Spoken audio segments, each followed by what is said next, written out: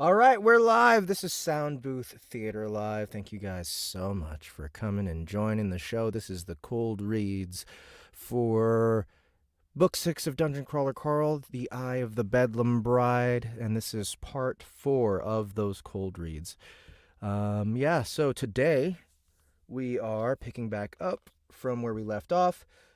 Yesterday I was kind of losing my voice a bit. Bike, and the dino managed to pull a gold chain off the man's neck. We all turned our attention to... Let's see. We already knew from Sister Inez she could be I'm going to start right there. But she asked me not to tell Donut yet. Nah, let's go even further. I finally said, I gave her a moment to compose herself. There we go. We'll start from there. I gave her a moment to compose herself. All right, so let's go ahead and delete all this. And we'll play from here. But before, one second. How many? We got 100 people already here. That's amazing. Thanks again to everyone who's come to hang out. Really appreciate it. Just want to remind everybody that there's some things that happened this week, such as the release of A Summoner Awakens by Kerberos. That is a lit RPG tower climber with a card that also has a card game mechanic, and it's about a guy who dies as an old man and goes back in time to possess his young body back when he's in magic school. And he gets to live his life over again and try to rescue or try to save his world. So that's a really great book. I narrated it. The author requested that I take inspiration from Peaky Blinders, from Cillian Murphy's character.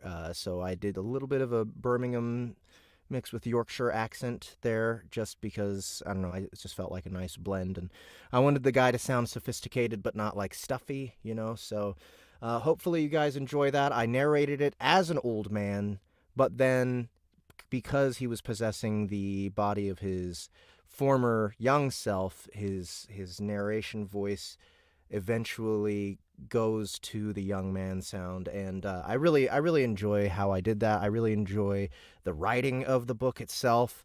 It's really it's actually quite chill. It's a chill book. It's a kind of slice of life, and but the world is really rich. Everything's described very well. I get a sense of the world, and a real sense of the main character. It's all first person, so please go check that out. It's on Audible. It released on Tuesday, June 20th, and it seems to be doing pretty well at the moment. So if you guys need more lit RPG in your lives and you want more stuff that I've narrated, this is a brand new series from a brand new author, Kerberos, A Summoner Awakens Origins. Go pick that up on Audible.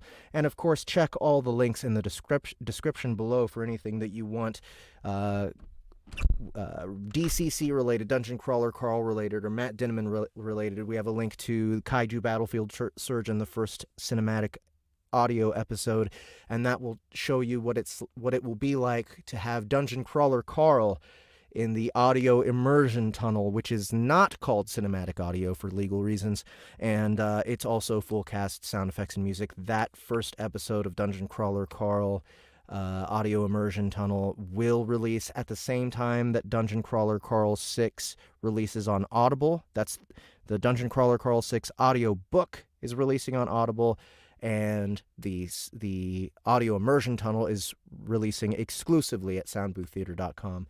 So be sure to subscribe to this channel, subscribe to our newsletter on our website, go pick up our app. There's a bunch of great stuff on our app. There's a lot of it for free, and a lot of it is cheaper than Audible as far as what you're getting.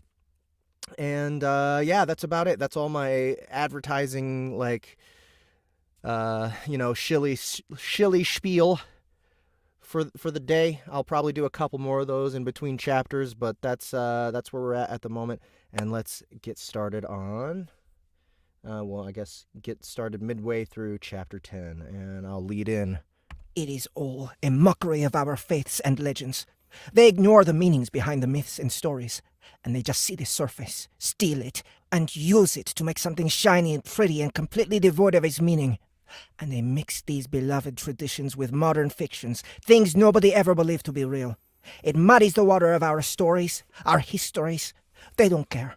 These cultures and creatures are holy to people, and they are making jokes of it all. I gave her a moment to compose herself. It's what they do, I finally said. Even the cards themselves, Tagi cards, were considered sacred to the aliens they stole the idea from. They were never meant to be used like this. I thought of Florin and our quick conversation before we headed out. He didn't yet have any totems, but he had a quest to track and kill or capture a powerful unique that was terrorizing his region in Ecuador. I shook my head, thinking of it. Li Jun and Li Na were hunting an honest-to-godness dragon straight from Chinese myth. Katia was seeking some type of Christmas cat, but she asked me not to tell Donut yet. We already knew from Sister Inez she could be oddly sensitive about that sort of thing. We approached the large cemetery. The cars around here had all stopped coming, all getting congested somewhere else in the city, though the traffic in this area was normally pretty bad, as indicated by the literal hundreds of naked, ethereal ghosts floating along the roadway, all stopped in traffic, all texting on their non-existent phones or bopping to music I couldn't hear.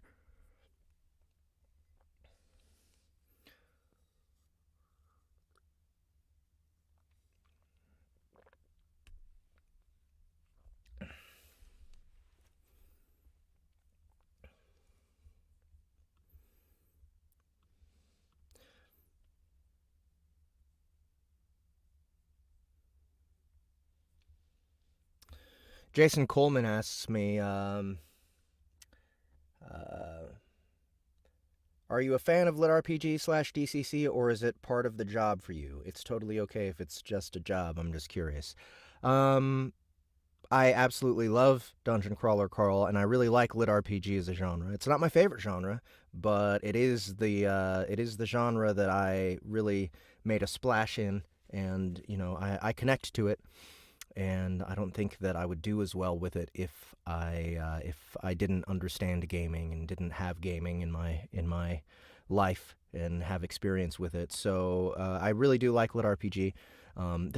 But just like every other genre, there's just it gets a bit formulaic. I think that's the main thing. And as far as it being a job, of course it's my job, but it's like the best job I could possibly have. I think I have never been so grateful to be I don't know. It's so fun. Acting's not the thing I'm most passionate about, but it's probably the thing I'm best at. So, I'm grateful for that. I'm grateful for being in this position, and I feel it's my responsibility to do it as best I can and make the best products possible. And that's what I am passionate about. It may be my job, but I chose it as my job. I chose it because I thought that I could do the most good here, right? I could make the most people happy here, so why not?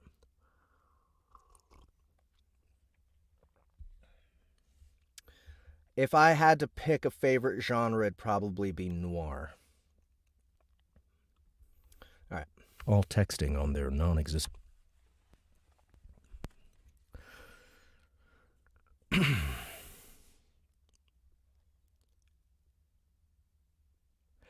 Mongo snapped at a guy pedaling a no-longer-there bike, and the dino managed to pull a gold chain off the man's neck.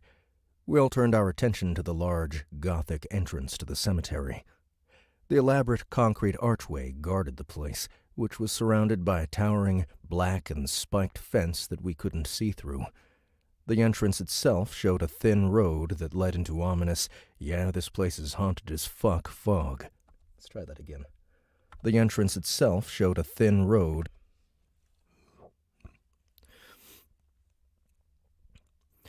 The entrance itself showed a thin road that led into ominous...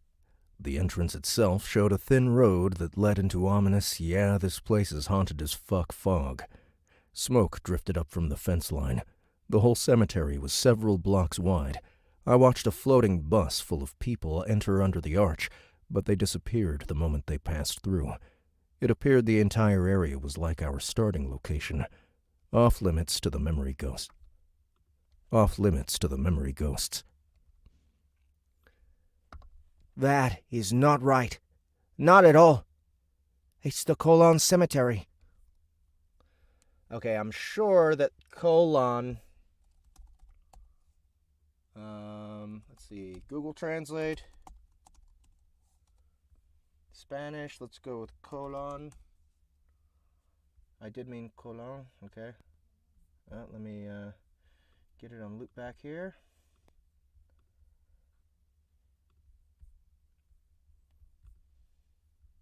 Colón. Colon. That's what I figured it was going to be.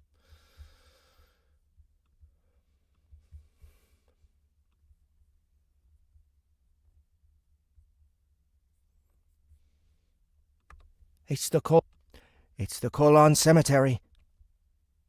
It's the Colon Cemetery. Paz said, looking up at the entrance. This is one of the largest cemeteries in Latin America. There are streets all through it. The entrance arch is the same, but this fence is not supposed to be here. You can drive through, and you can see it from the street. It's like a park filled with monuments. I needed a lot of renovation, but it was very full of life all the time.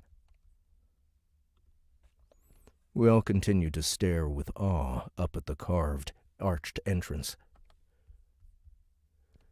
We all continued to stare with awe up at the carved, arched entrance. Full of life? Full of life? I'm pretty sure it's full of zombies now. My Tito is buried here, Anton said after a moment. Based on the number of red dots moving about, I don't think he's buried anymore. The whole area gives me the willies. Yikes, I agreed. Inside, peeking over the fence... Inside, peeking over the fence line. Inside, peeking over the fence line and out of the fog were several buildings. It was like a small city within the city. Inside. This has boss chamber written all over it. So you think the mobs are zombies? I'm not sure. There are lots of human-sized ones. There are lots of human-sized ones all over the place. They're moving slow like zombies, thank goodness. I don't think I could handle Train to Busan zombies. Night of the Living Dead ones aren't so bad, so long as you don't get caught in a swarm. But there are bigger and smaller dots too. There are lots of different kinds. There's a church in the center that doesn't have anything around it. I think there might be a spell keeping me from seeing inside. They are all definitely undead, Sister Inez said. She started striding toward the entrance. Hey! We need to walk around the edge and see if there are more clues about what's inside before we go in. That's a giant boss chamber. We don't know how strong it'll be. We can handle it if you're afraid. We can handle it if you're afraid. Someone gave me some Cuban accent tips. Oh, I do love Boxy. Yes, I do. Let's see, let me check this this stream. Someone drops the H and pronounce V as B. Jew. Beach. Okay. Jew. Afraid.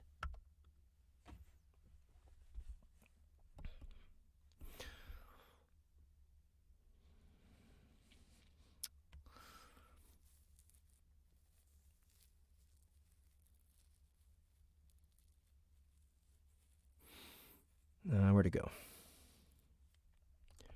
Sister Inez called. She didn't stop. Pa said, looking between Sister Inez and me. Maybe we should listen to Carl. What if we get locked in? Of course we're going to get locked in. That's the whole purpose of the giant gate and fence. You know what this reminds me of? We once had to fight a boss that was a giant ball of pigs all rolled up. We once had to fight a boss that was a giant ball of pigs all rolled up. Only this place is a lot bigger.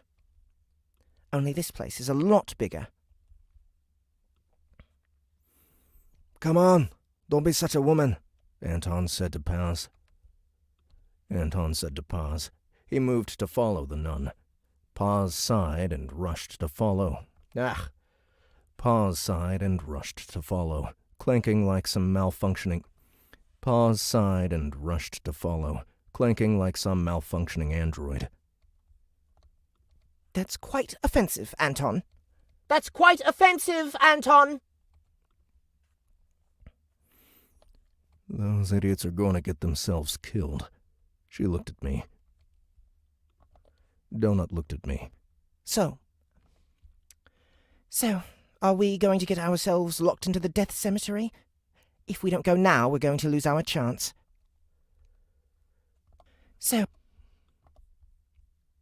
Not if they die. The gate will open again when they're dead. We watched as they reached the entrance. Sister Inez peeked inside through the gate, but paused. Paz was talking animatedly, gesturing at us. They didn't enter. They didn't enter. After a moment, they turned and waved us forward. I sighed and approached. We do it your way, Sister Inez said. We circle the outside and then we go in.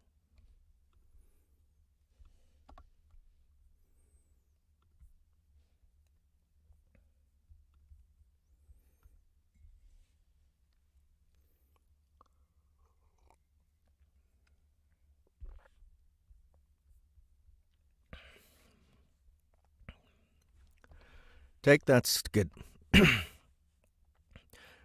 skedaddle sheet music and make sure you have it handy. Puddle jumper, too. I already did call, but it's not going to leave me if we're locked in.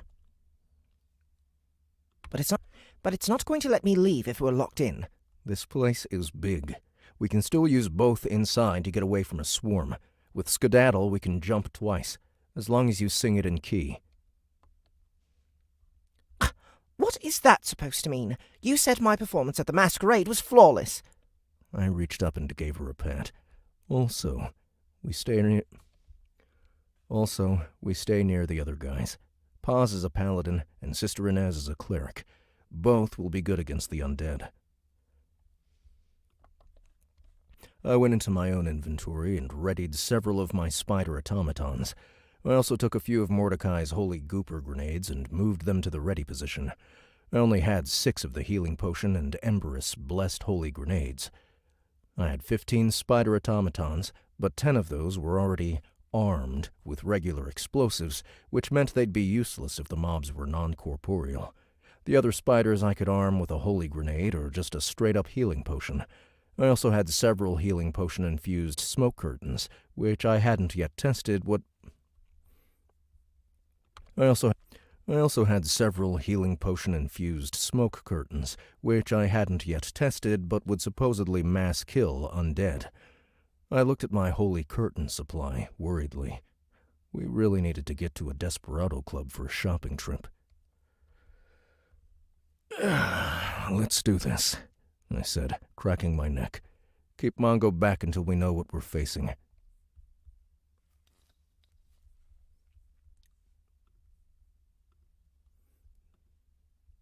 Club for a shopping trip. Let's do this. Let's do this.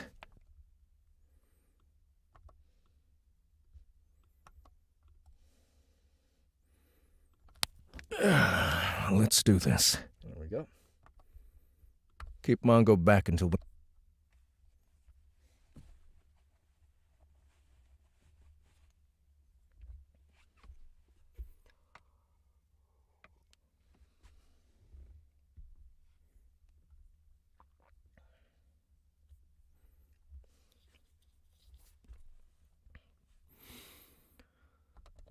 We'd circled the entire park a few times, having to deal with more of those duende mobs on one side. There were no additional clues as to what was inside. It was a large rectangular park several blocks wide, and it was absolutely filled with red dots. There was a chapel in the center, and nobody could get a read on anything there.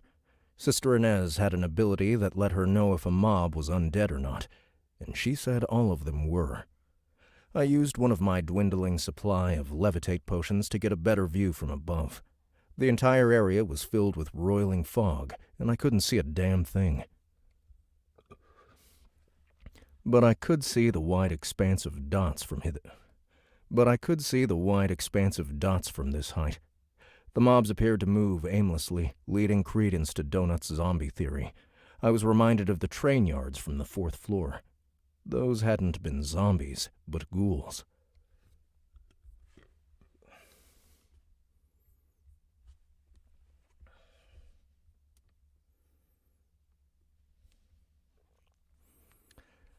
I was starting to suspect that the entire area wasn't exactly what we thought it was. The temple in the center of the square was a familiar spire, a club vanquisher, and I noticed a bathroom in the area too. I'd never seen a bathroom in a boss room before. I tossed a potion ball filled with a fine healing potion into the midst toward a dense patch of red, and I managed to kill 3 of the mobs, whatever they were. They died easily and soundlessly, but the amount of experience I received was pretty low, indicating they weren't powerful. Relieved, I lowered myself back down and said we were good to go. The moment we stepped through the gate, I saw my theory was correct. That didn't mean this wasn't dangerous. In fact, I knew from the cookbook this could be a real pain in the ass.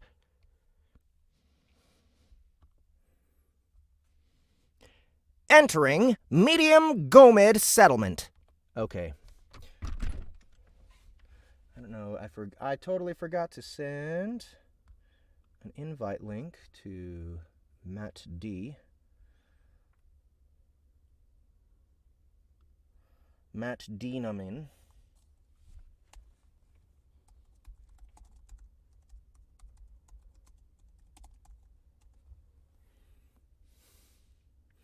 Let me see if they have Gomid in here, in this damn internet thing.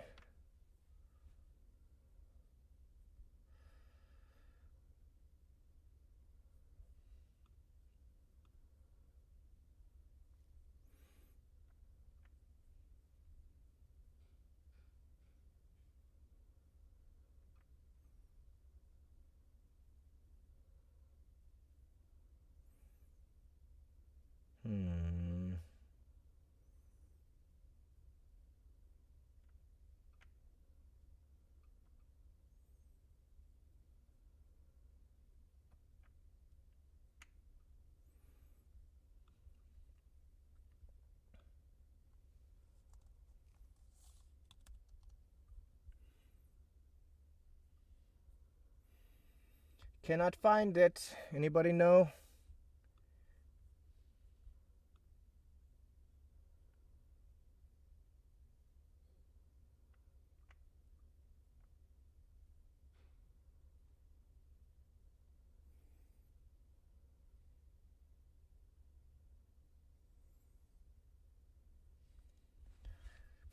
Gomid. Ghommid.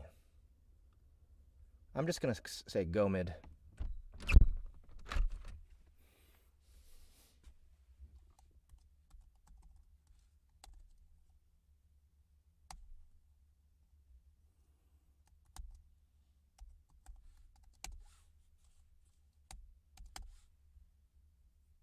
Damn it. What?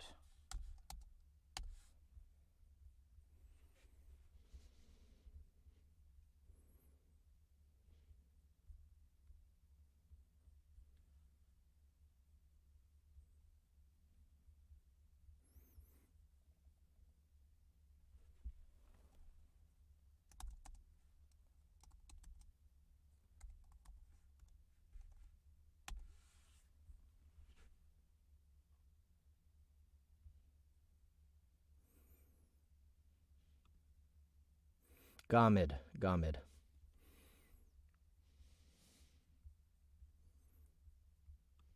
Gomid, he says.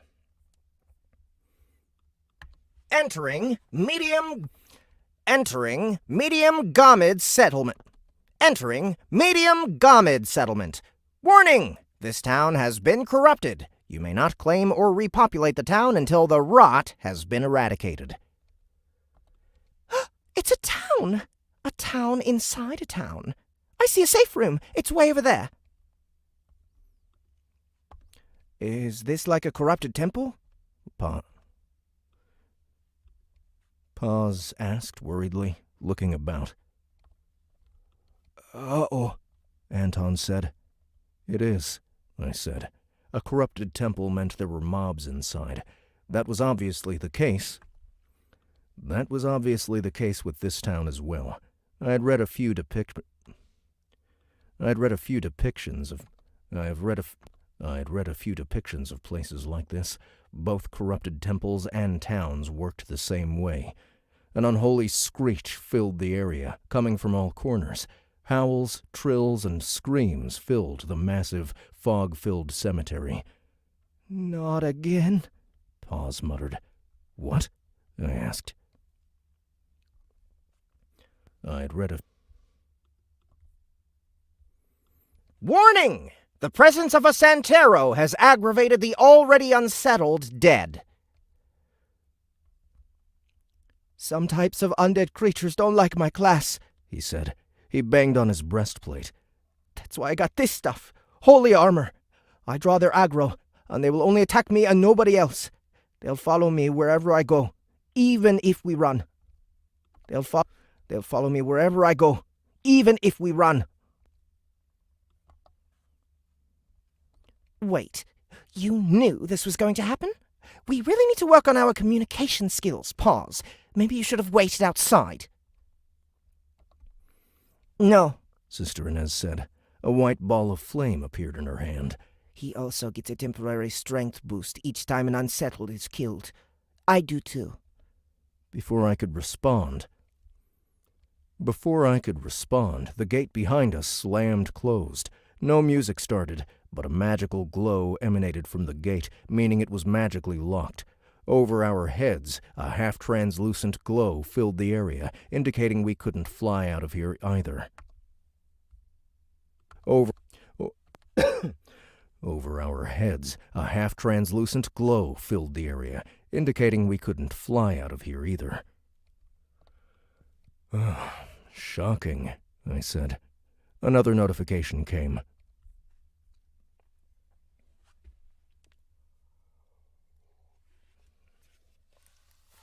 I'm gonna get some more tea. And water, too.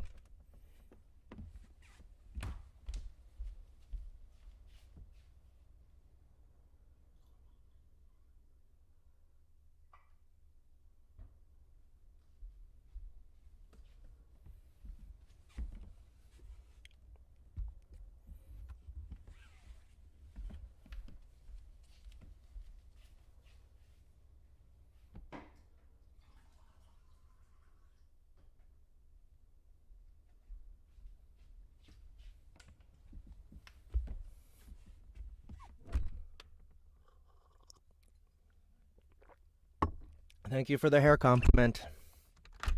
Herxes 78. It's getting hot though. I only have it down because it's drying. It takes hours for my hair to dry.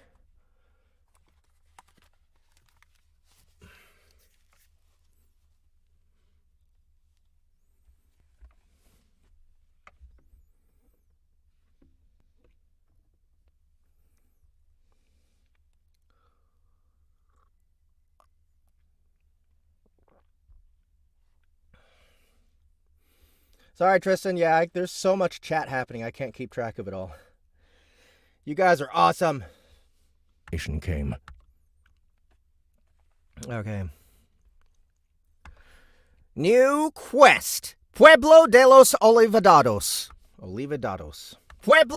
Pueblo de los Olvidados. You know what? I think what I'm going to do with the AI, with the Spanish words, is make one of my favorite things is Americans like having horrific American accents with foreign languages. So I'm just gonna like just mangle the Spanish as Americanly as possible with the AI.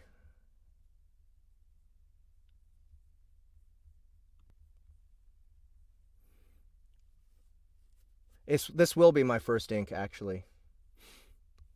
Pueblo de los Olvidados.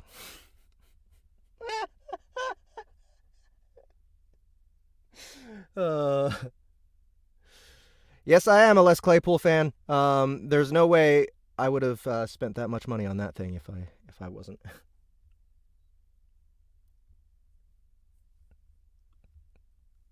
Pueblo de los Olvidados.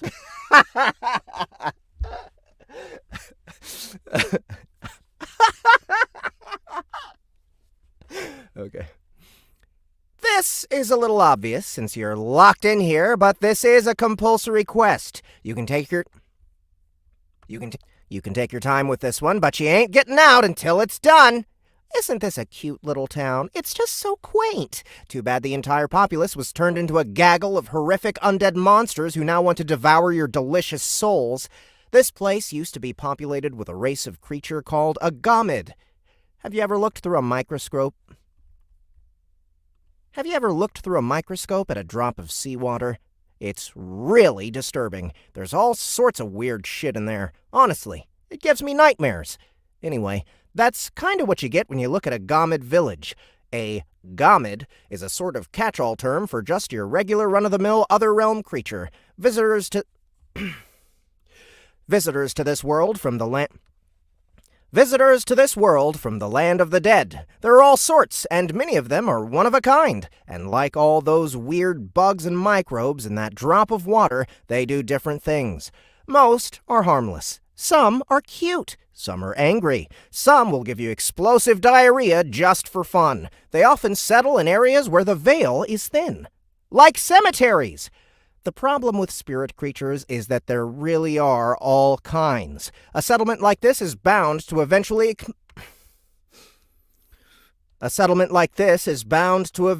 implode. This was inevitable. Whew.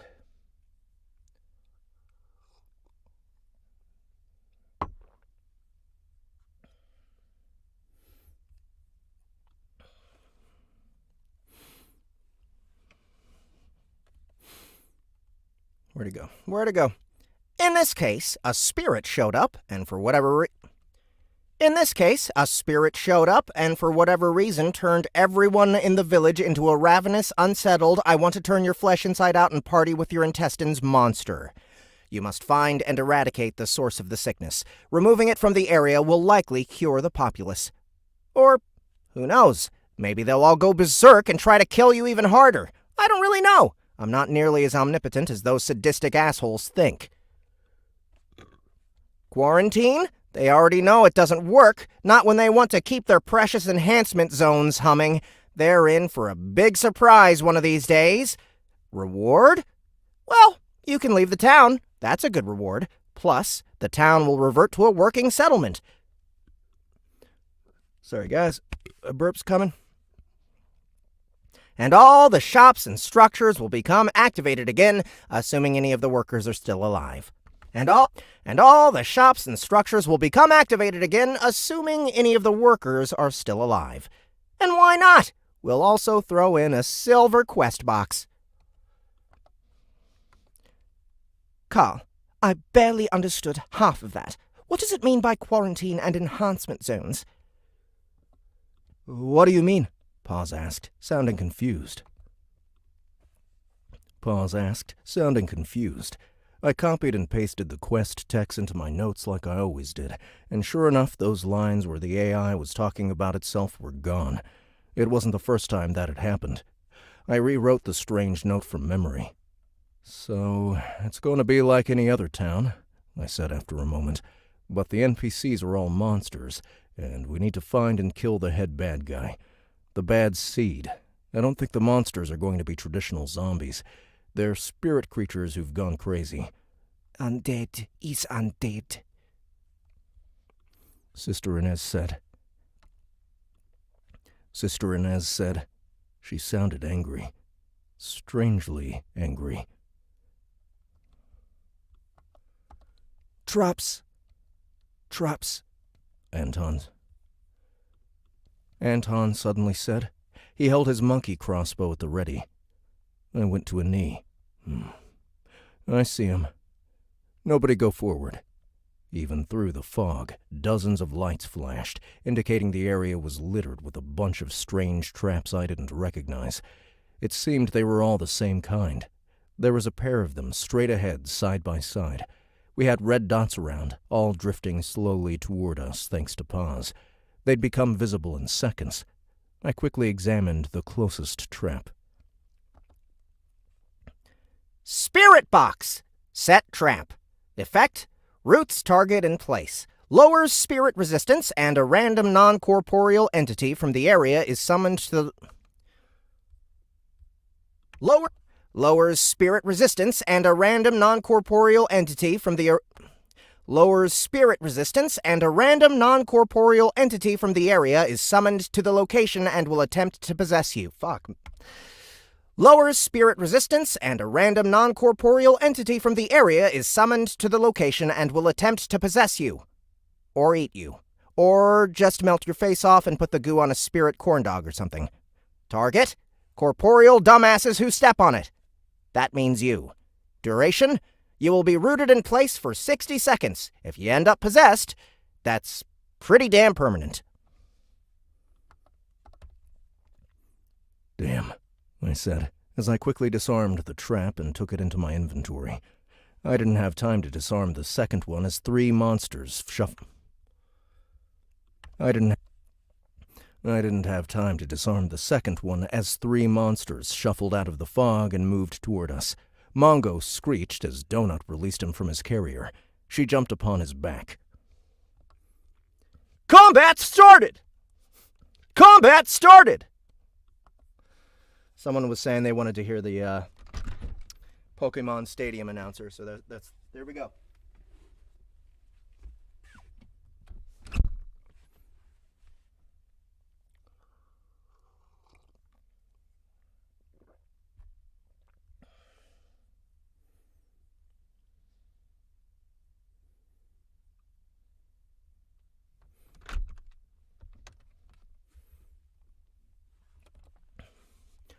All three creatures were different.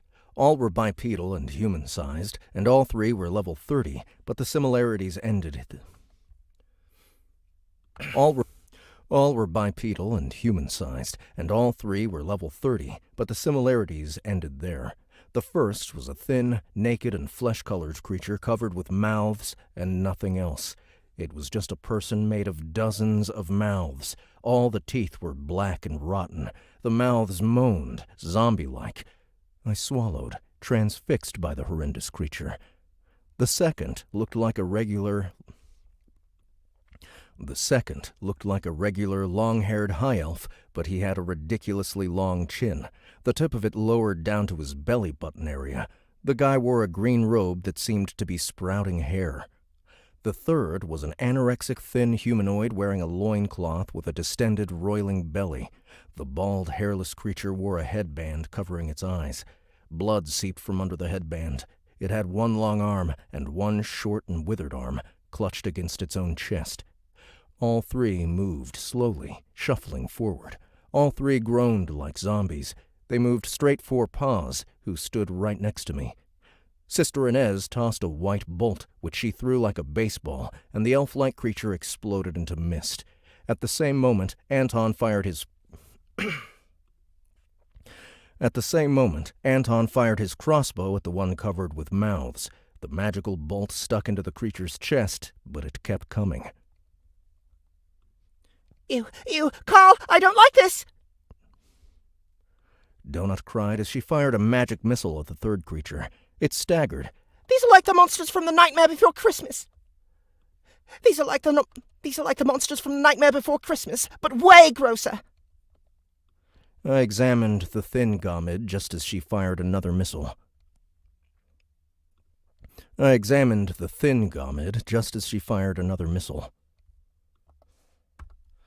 Kipper! Unsettled Gomid, level 30.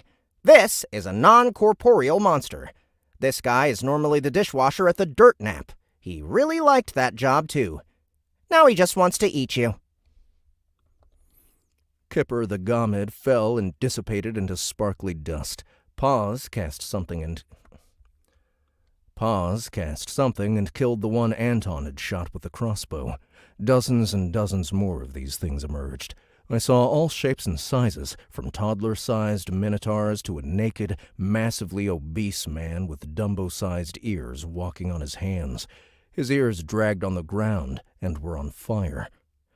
I grumbled. Paz's presence had summoned all of them. All of them. This was going to suck. We were going to have to run and fight.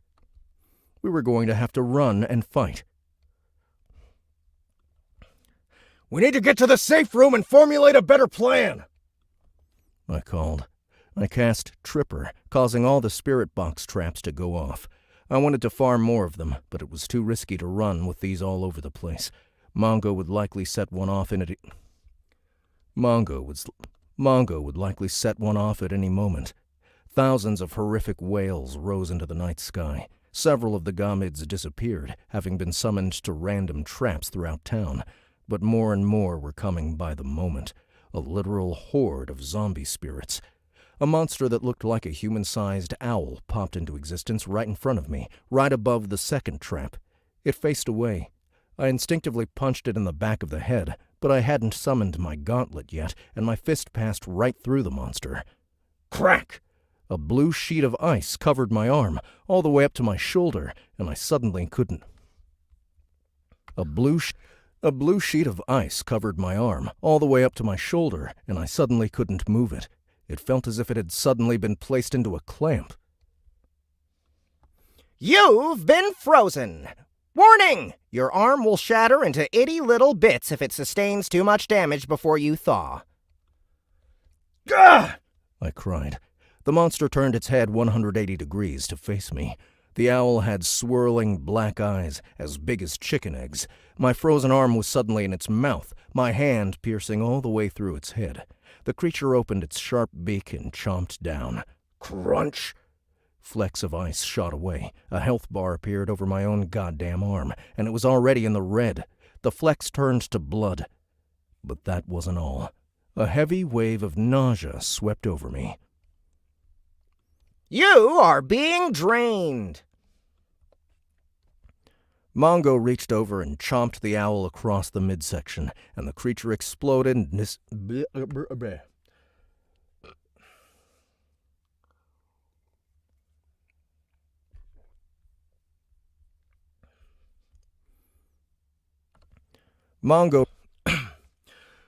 Mongo reached over and chomped the owl across the midsection, and the creature exploded and disappeared with a puff of electricity, damaged by the dino's magical teeth caps.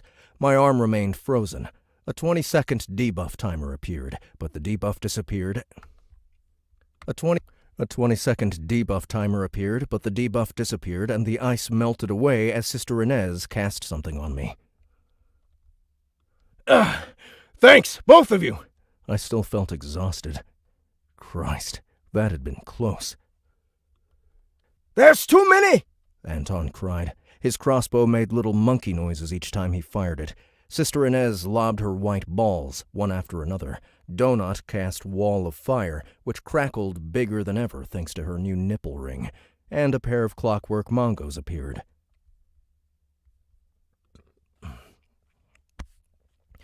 They tore through the mobs. I tossed 2 of my infused smoke curtains. The mobs groaned and died and moved away from the smoke. The safe room is that way! Donut cried, pointing toward a mass of creatures. I pulled a holy gooper and tossed it, clearing the way. I tossed another curtain to keep the path open. Move! Carl! None of my psionic attacks work on these guys! Both Paz and Sister Inez glowed with yellow light as they marched forward toward the pub. My own soul bar slowly filled with a swirling black, a different color than the sickly green of the duendes we'd just killed, mixing together. Tombstones rose on either side of the wide street as we pushed forward. I looked for gomids that were higher than level 30, but I didn't see anything. None of these guys were worth flagging. None of the gomids cast any spells, but they were relentless.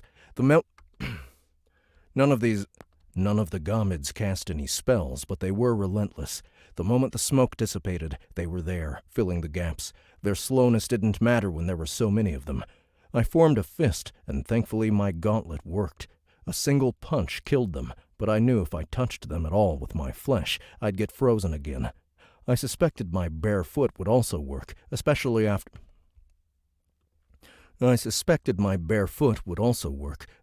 after I activated Talon Strike, but I didn't dare try it. We waded the half-block toward the room before we got too bogged down. Donut cast Fireball, and it tore through them, cleaving them away like a snowplow. But the moment they fell, more came and filled the gap. We were soon surrounded, and I was out of my smoke curtains. The safe room was still 100 meters away. Donut! Shortcut! We're going to teleport! Everybody stay close! She cast Puddle Jump, and we reappeared just outside the safe room. It wasn't a real building, but a crumbling, marble, Gothic-style crypt with a little neon sign hanging on it that read, "The Yellow Zone." I had no doubts this hadn't really been there in the real version. The three others moved into the room as I turned to face the crowd of zombies, now 50 feet away. They all slowly turned and shuffled toward us. But then I saw him. I paused, my hand on the door, as Donut and Mongo rushed inside. He emerged from the fog, walking casually, not shuffling like the others. The barefoot man walked toward me. He wore some sort of straw headdress that completely obscured his face. It went all the way down to his waist. The ground around him crackled with odd, black tendrils everywhere he walked. He had some weird stick thing in his hand, like a fat wand, and he pointed it at me. I didn't wait to see what that was about before I dove into the safe room and slammed the door. Woo! He's hot in here.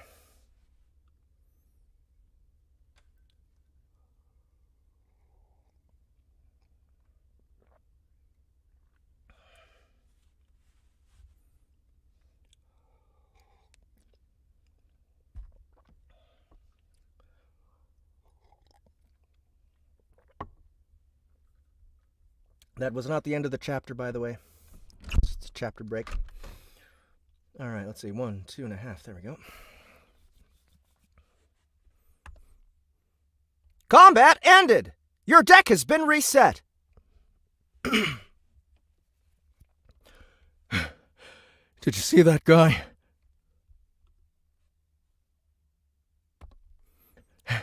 No. That guy. No. No. Paz said, also breathing heavily. Sister Inez paced back and forth, like she wanted to go back out there right away. Anton was at the counter, which was thankfully manned by a babka. He was ordering a drink. The room was much bigger on the inside than the cryptid appeared. It was a regular medieval-style pub. Donut was clucking over Mongo, who was covered with dust.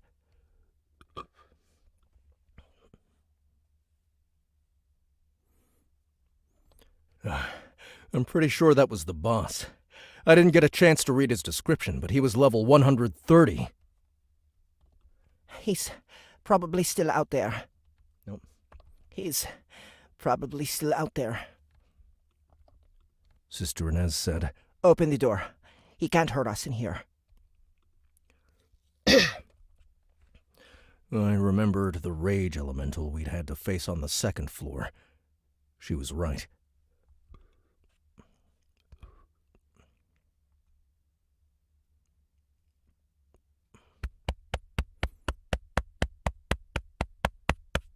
Sorry, there's a little burp just hanging out in my chest right now. She was right. She was right. Where'd it go? I hesitantly reached forward and pulled the door open. Christ! I said, jumping back. Okay, and...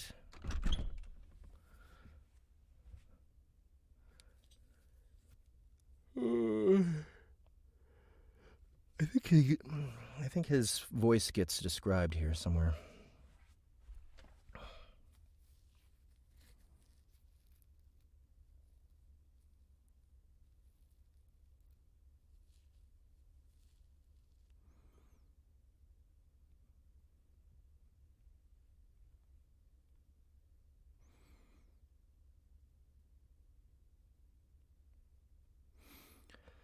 Rumbled, his voice heavy and odd and ancient. Okay. No. Back.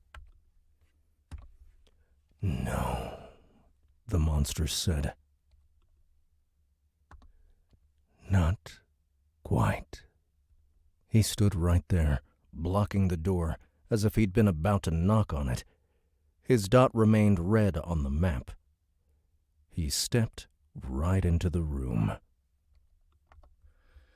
That's the chapter. All right. On to chapter 11. What time is it? We're making okay time.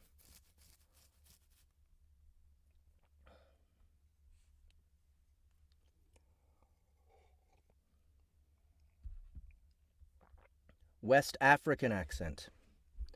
Let's see what that sounds like.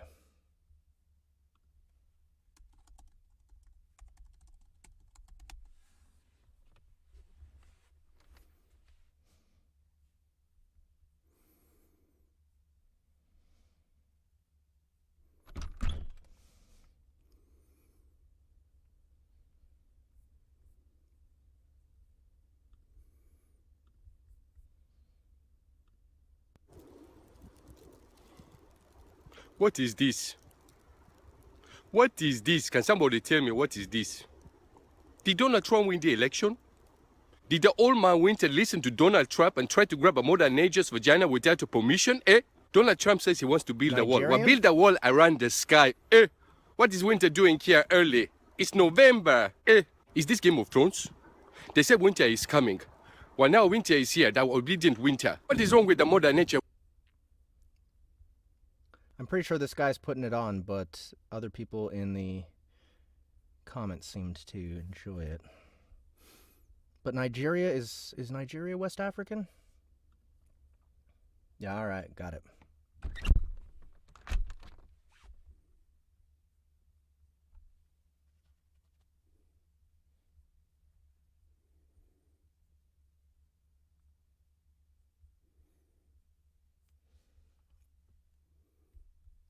No.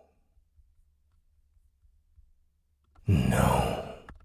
Not quite. Not quite.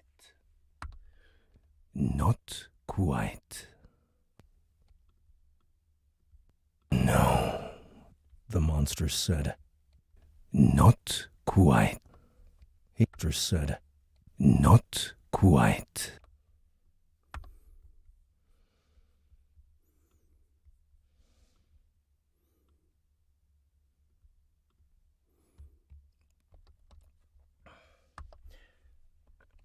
Chapter 11. New achievement! Interloper! You invited a red-tagged NPC boss into a safe room, and he actually managed to get inside! Doesn't your culture have a whole set of cautionary tales and movies about inviting mysterious strangers into your home? You know, the whole vampire thing? The hand that rocks the cradle? Single white female too? The psycho? It's probably not in your best interest to keep doing such things. Reward? You've received a bronze stranger danger box.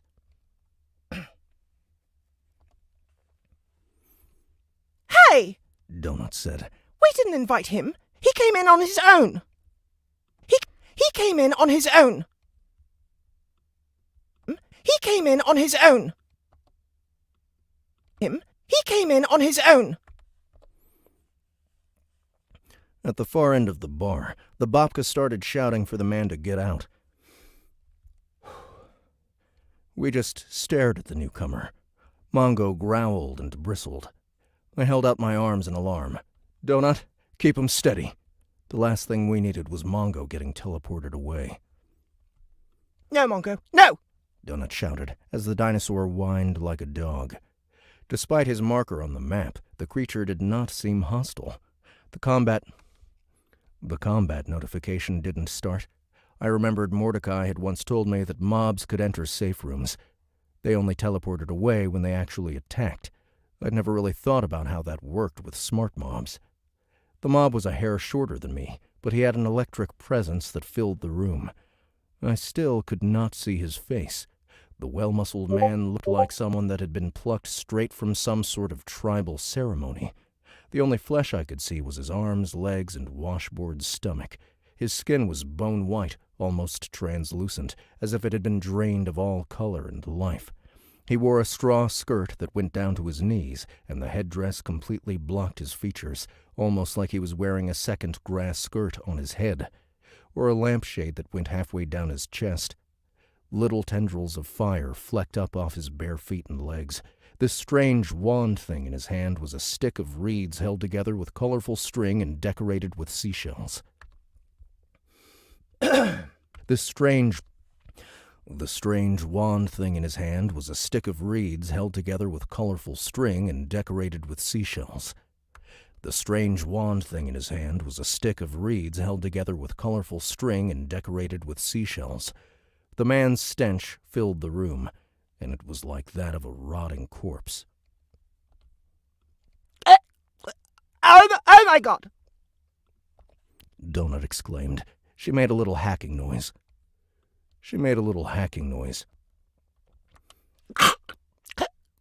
Just because you're undead doesn't mean you shouldn't use deodorant. I mean, really.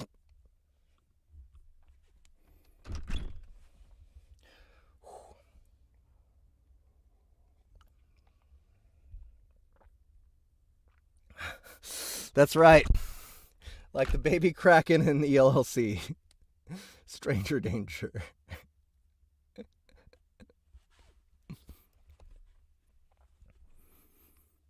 I examined the creature.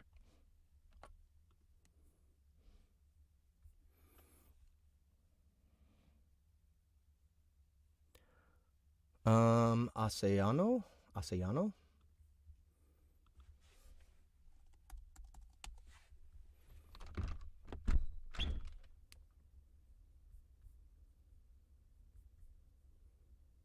Asahano. Asahano?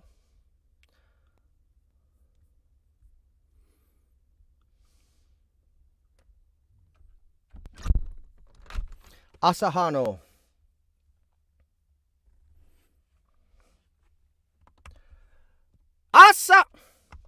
Asahano. Orisha. Level 130 City Boss.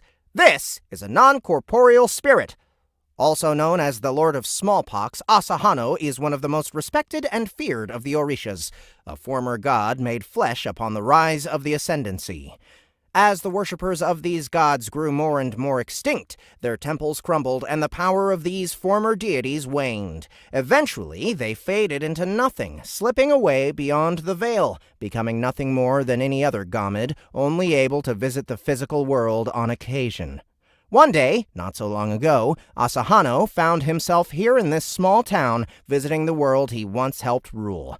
There was no malice to his actions. He came just so he could look upon what he once had and what he had lost. Still, power lingers, even in the most forgotten of shells. Asahano is disease incarnate. He kills and he heals. He is life and he is death. He also wears a reed hat that makes it difficult to see where he's going. He also wears a reed hat that makes it difficult to see where he's going, so he bumps into stuff a lot. Lord of Smallpox? Uh-oh. A health bar appeared over the creature all on its own, and it started to vary slowly. And and it started to very slowly creep downward. None of us were doing anything. Santero. Santero, the monster rumbled, his voice heavy and odd and ancient. I remembered Efechi's and Queen Imogen's voice, and it reminded me of a male version of that. He was talking directly to Paz. You must assist me. These spirits have been plagued by my presence, and I need your help. I am trapped here, and you can help me free them. Paz said. The door remained open, and a group of Gamids arrived. They all teleported away, one after another, as they groaned and shuffled their way into the room. The Babka continued to scream and wave his arms. The gnome guy was wearing a chef's hat.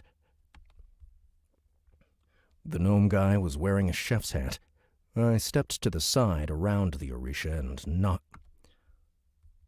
I stepped to the side around the Orisha and kicked the door, shutting it.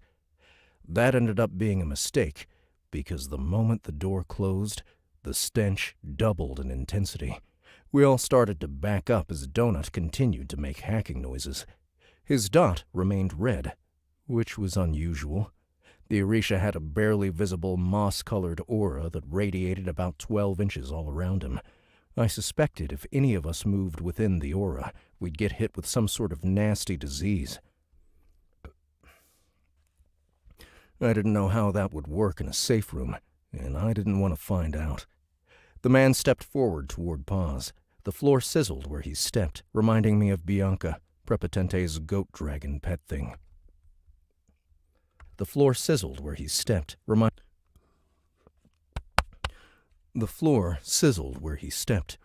me of Bianca, Prepotente's goat dragon pet thing. His health continued to lower. Don't get closer, I said to the man as we all took another step back. Your name is Asahano, right? If you get closer, you're going to teleport away. I didn't know if that was true or not, but it sounded good. So, you're the reason all these Gamid guys have gone crazy? Asahano turned to face me. He paused for a long moment before speaking. He was trembling, I realized. With anger? With fear? I couldn't tell. You dare speak my name? We only speak through the priest, or I will have your crops withering, and your skin bubbling, and your ancestors cursed through eternity.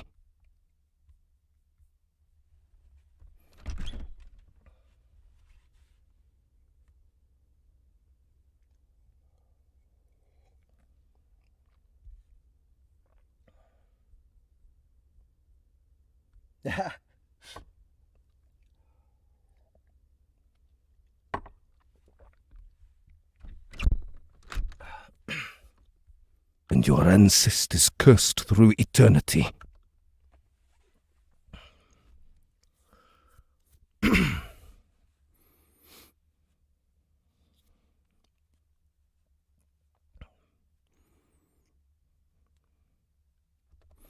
He waved the wand thing at me. I was expecting it to cast something for him. I was expecting it to cast something or for him to teleport away, but neither happened. The man paused and looked down at the wand, as if he, too, was surprised it didn't work. The man paused and looked down at the wand, as if he, too, was surprised it didn't work. Oh, sweetie, you think we care if you can kill our crops? Carl does that all on his own. She looked up to me. Do you remember the aloe vera plant incident? Miss Beatrice was most displeased with you. She was only gone for 2 days. That was you! You knocked it over and pulled it out! Well, you should have watched me better.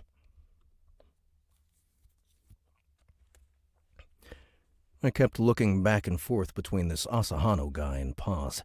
Sister Inez looked as if she was about to track him. attack him. Sister Inez looked as if she was about to attack him. Anton had returned from the bar. He downed a drink, put the glass on the table, and placed a hand on Sister Inez's shoulder, presumably in an attempt to calm her. It was a strange juxtaposition as she was usually the calm one. Paz remained frozen, his mouth hanging open. Carl, Paz, you need to say something. Don't just sit there. Try to find out as much as you can. Paz said again. What exactly do you need me to do?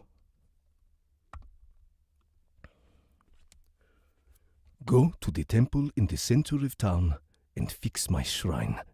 It will allow me to leave this place. That's a club vanquisher. Do you guys have access? Yes, Anton said. all three of us do. But we don't like going there unless we... All three of us do. But we don't like going there unless we have to. Sister Inez refuses to go inside. But does it matter? It ain't really open yet. Quest update! Pueblo de los Olvidados!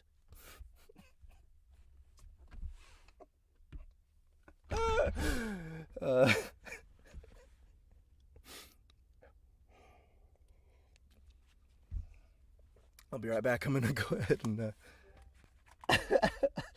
get more tea.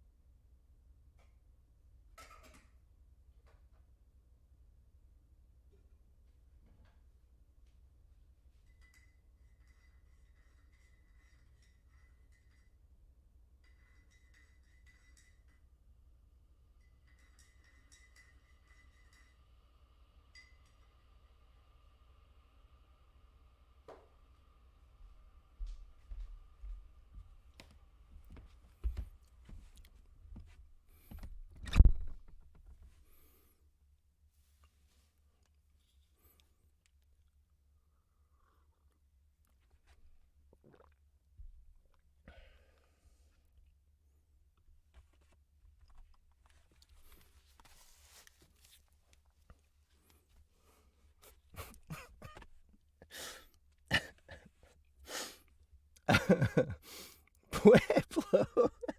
Quest update. Pueblo de los Olvidados. An Orisha is the source of the Gamid infection. He used the last remaining power of his shrine to enter town, and he's unable to leave. The vile power of his presence has altered the minds of the town's residents, turning them mad. Remove him to free the town. You need to go to the temple in the center of the town, find the correct shrine, and repair it. That'll work. Maybe. Or you can kill this guy. He doesn't look too tough. He doesn't look too tough. Or you can just kill everybody. That might be fun. Asahano shook his wand thing again, like he was trying to get a remote control with a dead battery to work. He slapped it against his hand. Pause. What do I do? Anton. His health is going down on its own. Wait until it's 5%, and I'll flag him. Pause. Will that work in here? Carl. I doubt it. Tell him you'll help, but stall. See what happens.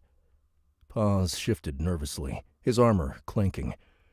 So, Mr. Asahano, we can help, but we can't get to the temple. There's too many of them. Can you help us get there?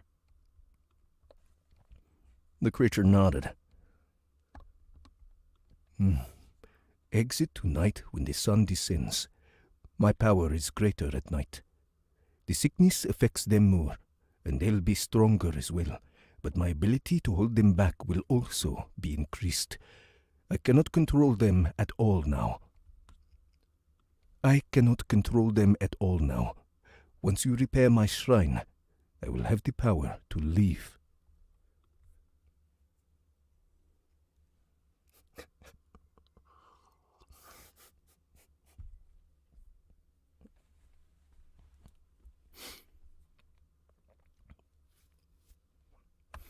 In the dark? Donut asked, dubious. You want us to go out there and fight them in the dark? The monster's health turned red. Next to me, Anton pulled a flag from his inventory. He had it in his hand. I thought about it for a moment, trying to determine if I wanted to fight them for the sky. I thought about it for a moment, trying to determine if I wanted to fight them for this guy. He seemed powerful, but if he was a poison-based monster, his abilities probably worked slowly, and these monster totems would only be summoned for a limited amount of time. You are a false god! You are a false god! Sister Inez said suddenly. She spit the words. Her hand-paw things were on her head, and she was making a weird kneading motion. Her voice went up in pitch, and she sounded strangely terrified. Her eyes were clenched shut. This is too much! Our souls can't handle this! Anton, no! No! I can't take it! Don't do it! Let Carl's team take him! He is strong, sister, Anton said. We've gone over this. It's all make-believe. It's not... It's too much!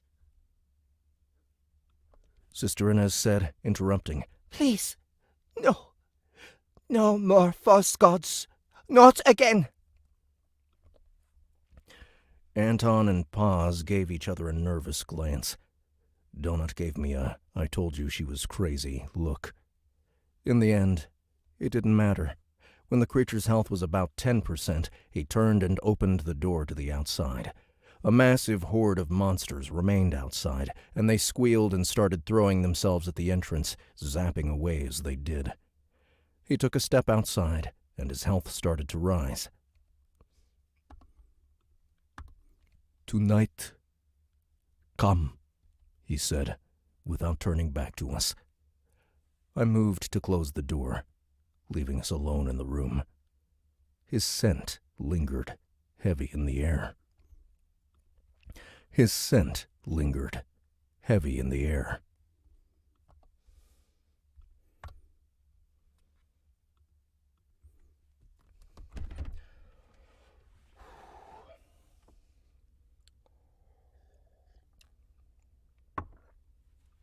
Ah, yes, another chapter break. Just to let you go, just to let you guys know, these cold reads have been amazing for our YouTube channel, and we've had almost 1,000 subscribers in the last few days. Let me see here. I'm gonna look at the stats just to tell you how awesome you guys are. 983 subscribers in the last 28 days. That's like almost 20% of our total subscribers are from the last 28 days. So you guys are awesome. Thank you so much. We can get to 1,000 today, I'm pretty sure, if you guys just kind of get a few more of your friends to subscribe. I don't know how many people in the audience is actually subscribed to it, but that would be amazing if you guys would do that as well. They may believe it's a mim. What's a mim?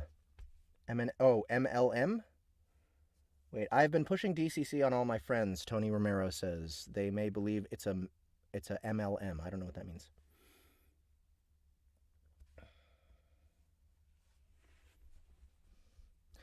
Thank you, Lou Bryant. Hey, Joy, what's up? Okay. 1, 2.5. Here we go. I know what you're about to say, and we are not flagging that guy. I know what you're about to say, and we are not flagging that guy, Carl. His presence makes me want to hurl. The Princess Posse will not like us having a rotting stink factor in the party. I don't care how powerful he is, and I told you that Havana Browns are unstable. And I told you that Havana Browns are unstable. What did I say?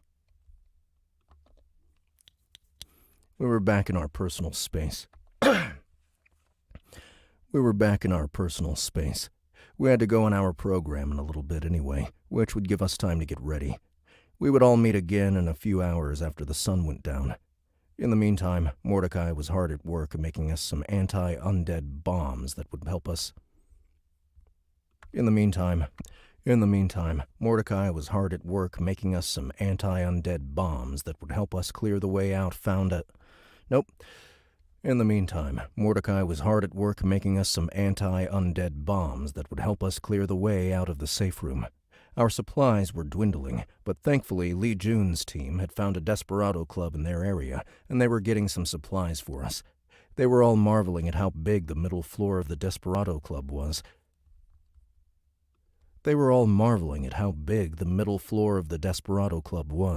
Something we'd only gotten to see a fraction of on the last floor because of the hunters. There's definitely something going on there in her head. She's really into the idea of killing undead creatures, but she's terrified of the idea of other gods.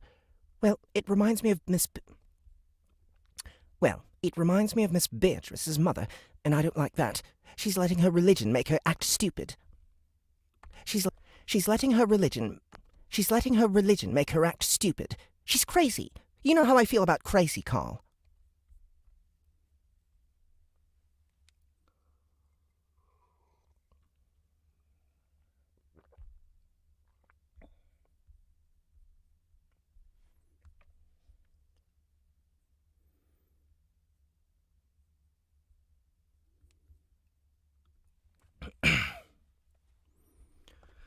I reached up to pet the cat. There's nothing wrong with being religious or spiritual, Donut. Bautista and Amani are both really religious. I didn't add that half the authors of the cookbook were also deeply pious, though their faiths were as varied as the stars in the sky. But it's like anything. Some people take it too far. Some people get a little carried away, and they get so caught up in the rules that they end up forgetting what their faith teaches. Sister Inez acts strong, but I think she's overwhelmed. The idea of worshipping deities, even in this environment, upsets her. Either way, it's a sensitive subject for some people, and it's not really our business. We don't know what's going on in her head. It's not our place to judge her for it. Sorry, guys, gotta get the tea ready.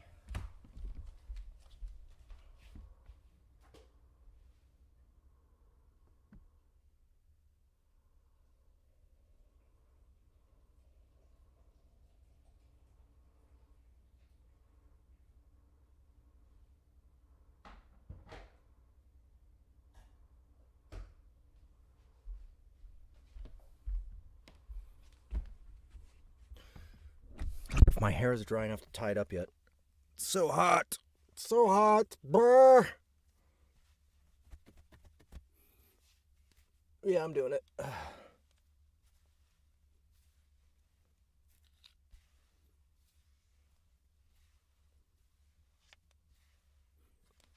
Although, how frizzy is it? It's not too bad.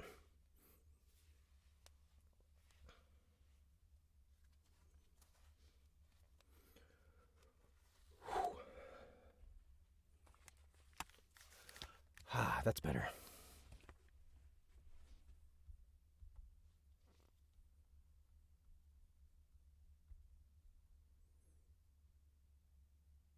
Yeah, I can't.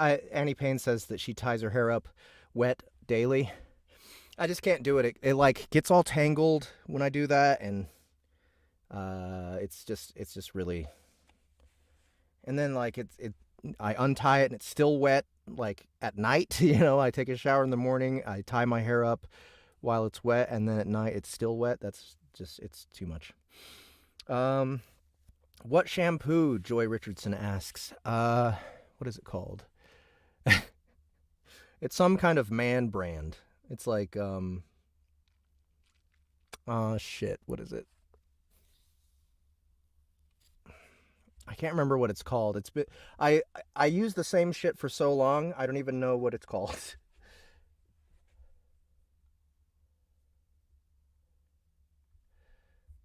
Why not blow dry it? Because it damages the hair too.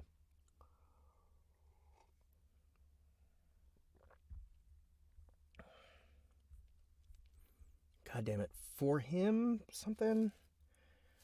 It's gonna drive me crazy now. I gotta go check.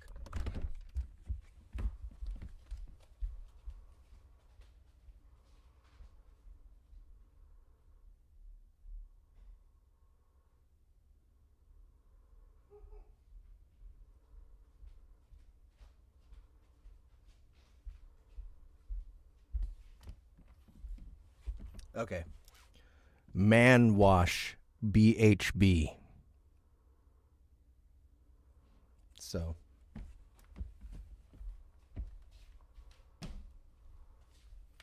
Get some man wash for your hair, Joy. I use the same conditioner, like it's the same brand conditioner.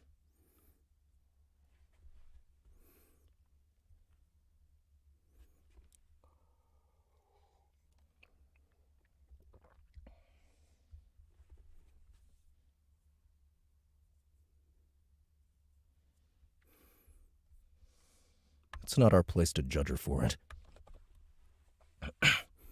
Oh, I'm judging her. If she's going to freak out every time some god or half-god shows up, then I don't want to be anywhere near her. It makes her untrustworthy and dangerous.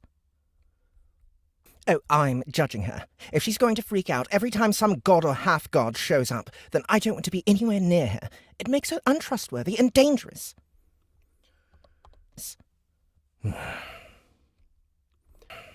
I sighed. Donut had a point. It didn't matter anyway. It didn't matter now anyway. We were stuck with them until we could get out of here. I wasn't super worried about being trapped in this town now that we knew how to get out. If it came down to it, I could build an undead killing bomb. That'd wipe out the entire population.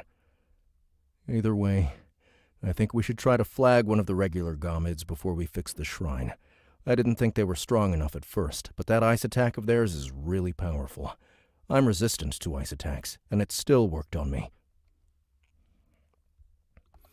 That's because it's not a regular ice attack when it's from an undead creature, Mordecai said, walking into the room. He had chocolate all over his face. Now open your boxes and then get ready for your show. Donut and I both had fan boxes to open. Mine, a gold fan box, had come from near the end of the previous floor when I'd first met Imogen, but I hadn't opened the achievement until yesterday. Donut had received hers, a platinum fan box, when she sang during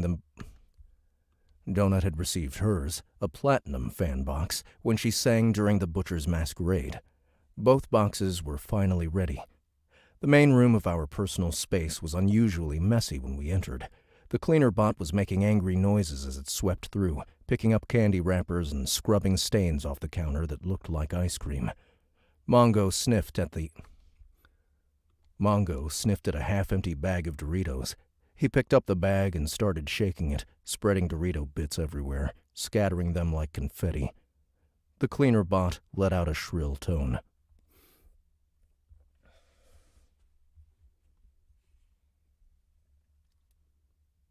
Motor oil in one? No, it's actually not a conditioner. It's like shampoo and body and beard wash, basically.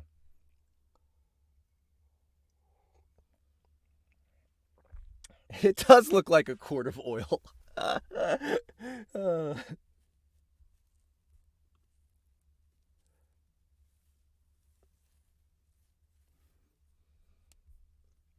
Tone.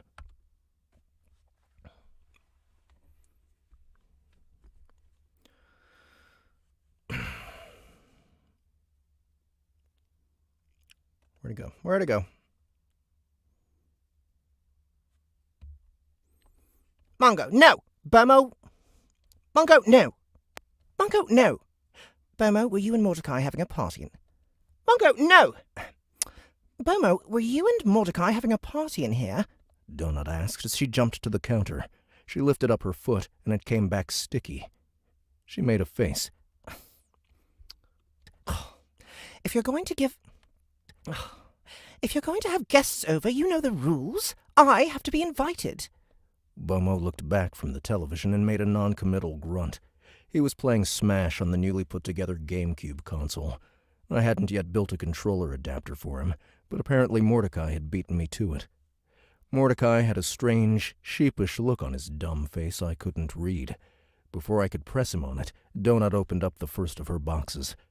She had 3 boxes, a gold Tagi box she'd gotten for using the practice room, her platinum fan box, and the bronze stranger danger box. The bronze box contained an old, expired tube of mace designed to be attached to a keychain. It had no magical properties whatsoever. It was just a joke prize. The gold box contained a single card, our first snare card, a very rare consumable card called Hobbled. I picked the card up. It featured a pair of legs tied together. The card reduced a totem's summoning time by 90%.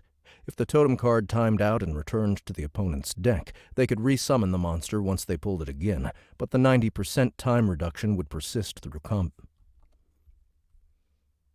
They could resummon the monster once they pulled it again, but the 90%... If the totem card timed out and returned to the opponent's deck, they could resummon the monster once they pulled it again, but the 90% time reduction would persist through combat. That was a pretty big deal. If a monster was normally summoned for a full minute, it would make it so it'd remain for only 6 seconds. That would make all but the most powerful monsters useless.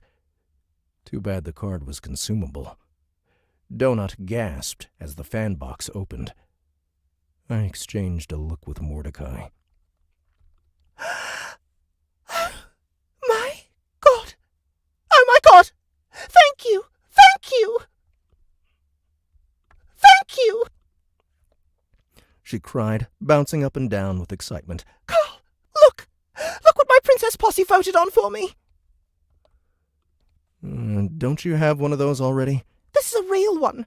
The one I used at the party was a prop. Look! There's a purple jewel on it. Do they know me or what? I'm going to look just like Brittany. The real Brittany, not the crawler. Already? This is a real one. This is a real one. The one I used at the party was a prop. Look! There's a purple jewel on it. Do they know me or what? I'm going to look just like Brittany. The real Brittany, not the crawler.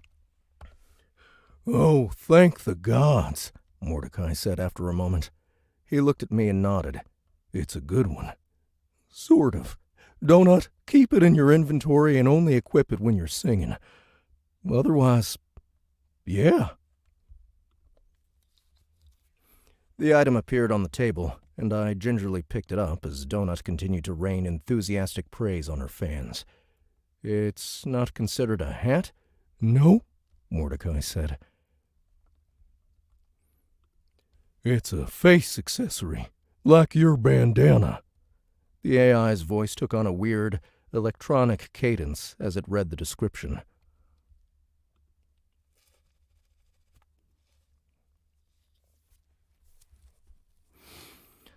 Okay. So this is something I've been, maybe the thing I've been most excited about for book 6. It's now,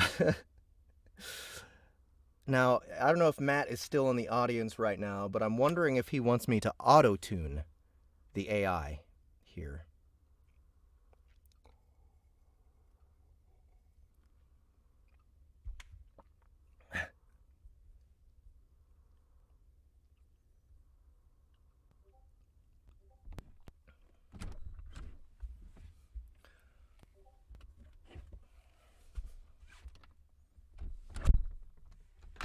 He left.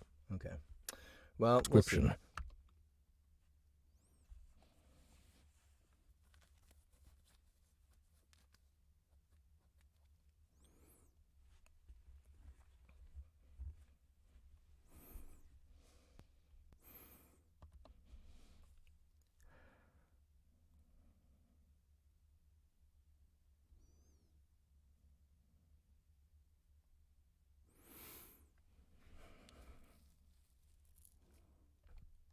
The Bard's Golden Throat.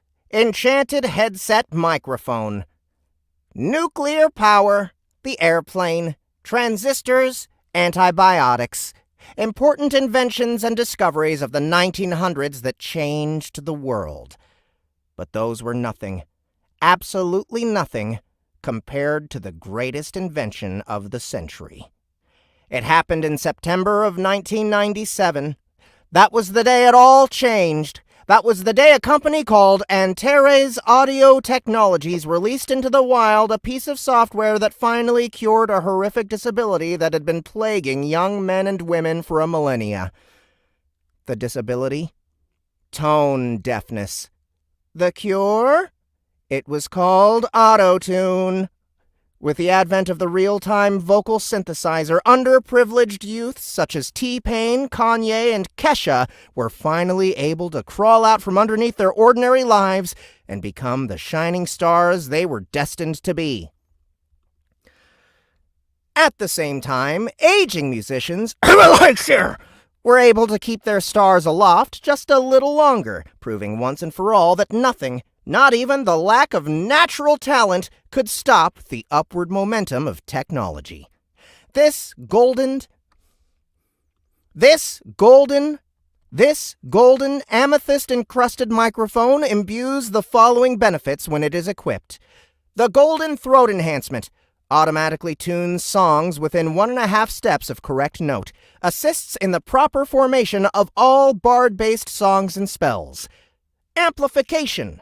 While equipped, all spoken words and songs are amplified at twice the normal volume. This can be increased to up to 5 times of top volume. Charisma plus 5% when equipped. Okay, so I don't have an auto-tune plugin, but Ahmed does, and he's not here today. He'll be here Monday and Tuesday, I hope, but I don't think he's here. He's not going to be here today.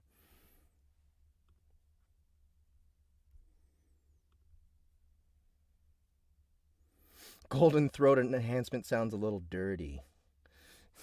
It does. A little bit. A little bit.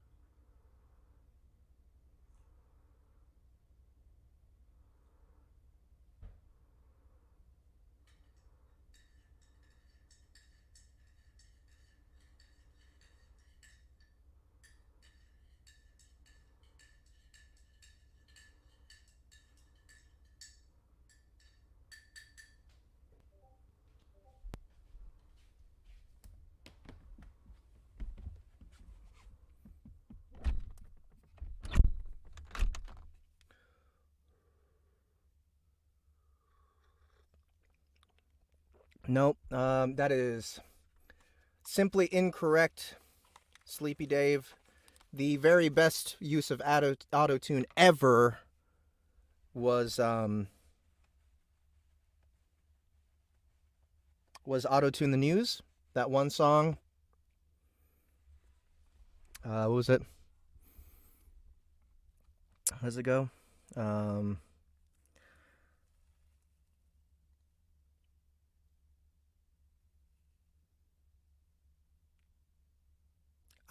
I can think of is like the middle of the.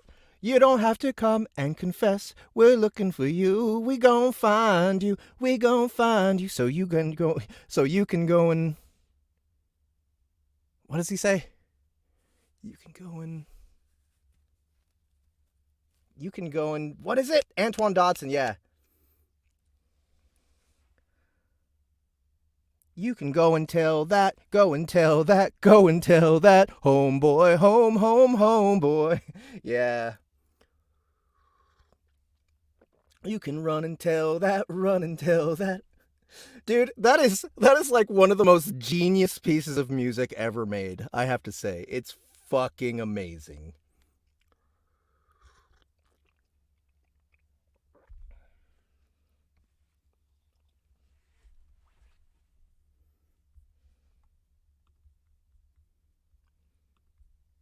Oh yeah, they're climbing in your window, they're snatching your people up, trying to rape them, so you better hide your kids, hide your wife, hide your kids, hide your wife, hide your kids, hide your wife, and hide your husband, 'cause they're raping everybody out here. You don't have to come and confess, we're looking for you. Yeah. Oh man, dude, that is one of the funniest things that's ever happened in history. Jesus. Charisma plus 5%.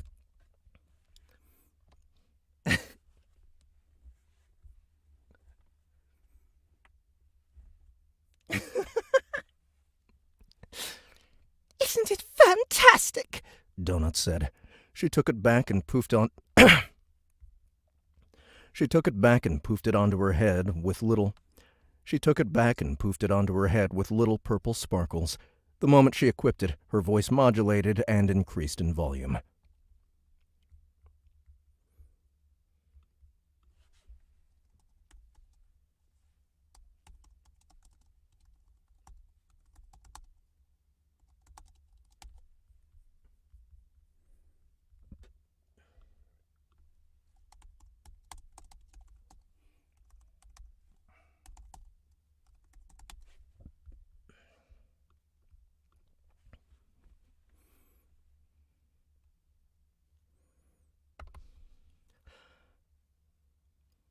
Oh, I just love it.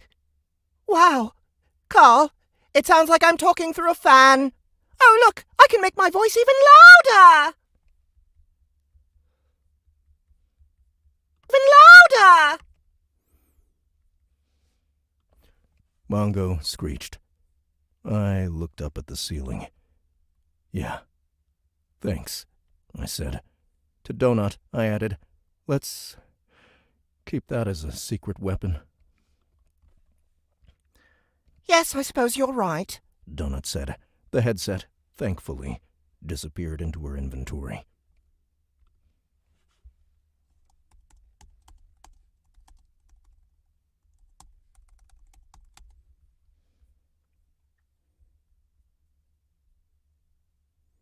I don't know how. I don't have an auto-tune plugin.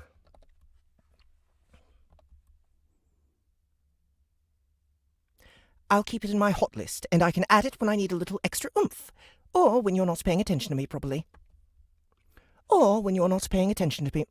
Or when you're not paying attention to me properly. Now open yours, Carl. I grunted and pulled out my boxes. I had a couple of adventurer boxes for taking damage from undead. I hadn't realized my goat patch I'd just gotten before the vampire quest on the previous floor had actually muted some of the damage from the Gomid's freeze attack. I hadn't realized my goat patch I'd just gotten. I hadn't realized my goat patch I'd gotten just before the vampire quest on the... I hadn't realized my goat patch I'd gotten just before the vampire quest on the previous floor had actually muted some of the damage from the Gomid's freeze attack. It had probably saved my arm.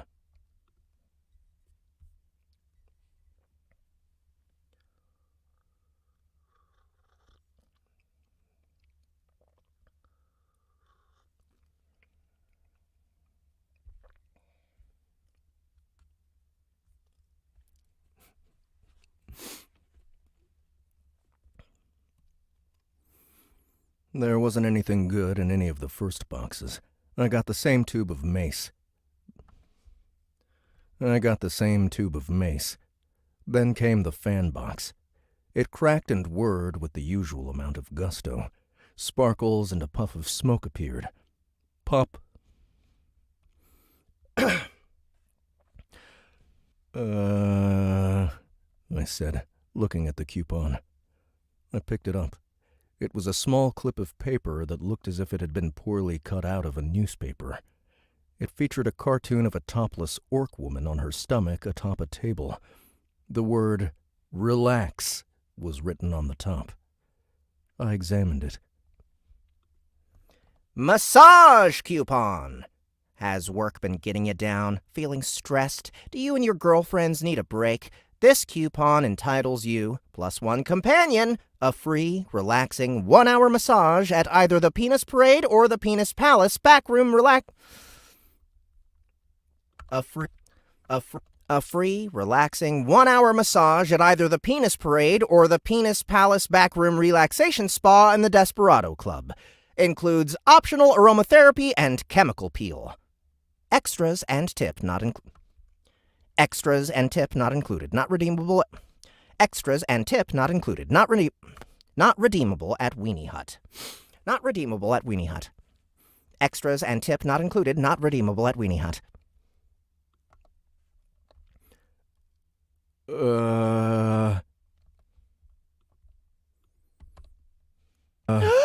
It says you can bring a companion. It says you can bring a companion. That's me. I'm your companion. The Penis Palace. Carl, we can go to the Penis Palace. We haven't had a chance to go there yet. This is almost as good as my prize. The Penis Palace was the male strip club on the middle floor of the Desperado Club, as opposed to the seedier Penis Parade. On the first floor where Donut usually went. Right at that moment, I said for a third time. Right at that moment, Katya and Bautista walked into the room. Knock, knock, Katya said, peeking her head in through the door to the guild hall.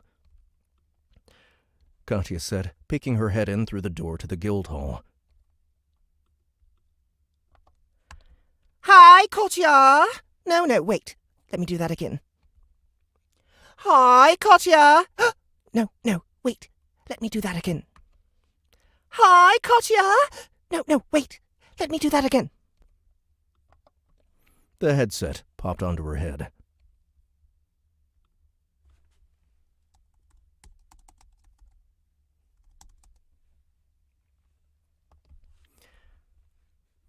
Hi, Katya. Hi, Katya. Hi, Katya's boyfriend.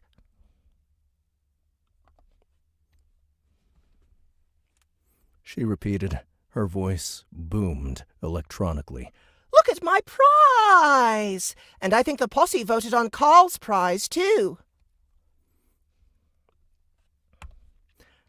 I can see that. I can see that, Katya said, laughing as Mongo danced around them. There's no possibility of that getting old fast. What did Carl get? You sound like T-Pain. A new voice said before Donut could answer. A third crawler came into the room. Louie! Louie! Donut cried. She put her headset away and leaped across the room and landed on his shoulder.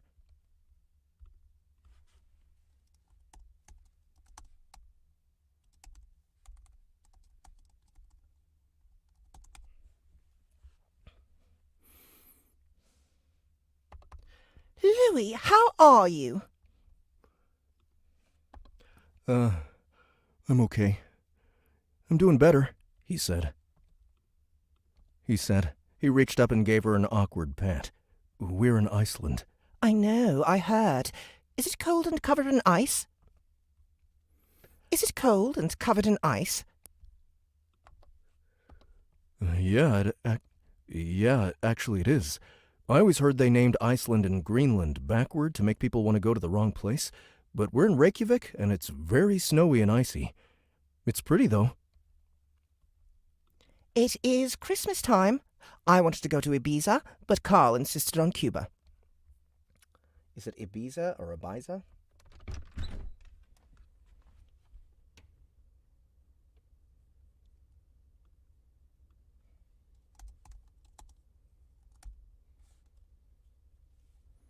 Is it with a Z? Yes, it is with a Z. Ibiza? What?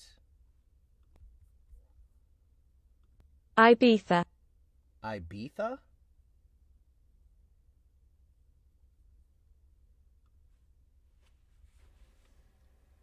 Buenos dias. We are looking at how to pronounce the name of this island, which is part of the archipelago of the Balearic Islands in the Mediterranean Sea. This is an island that is part of Spain. So how would you go about pronouncing the name of this island? Simply Ibiza. Ibiza, okay.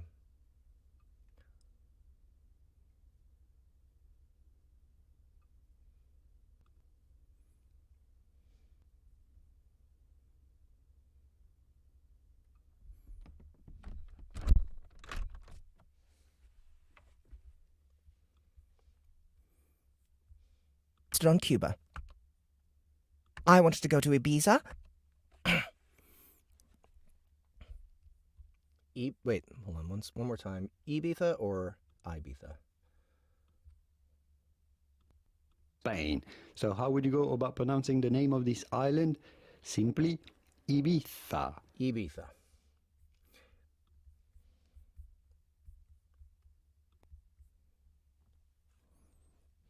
I wanted to go to Ibiza, but Carl insisted on Cuba.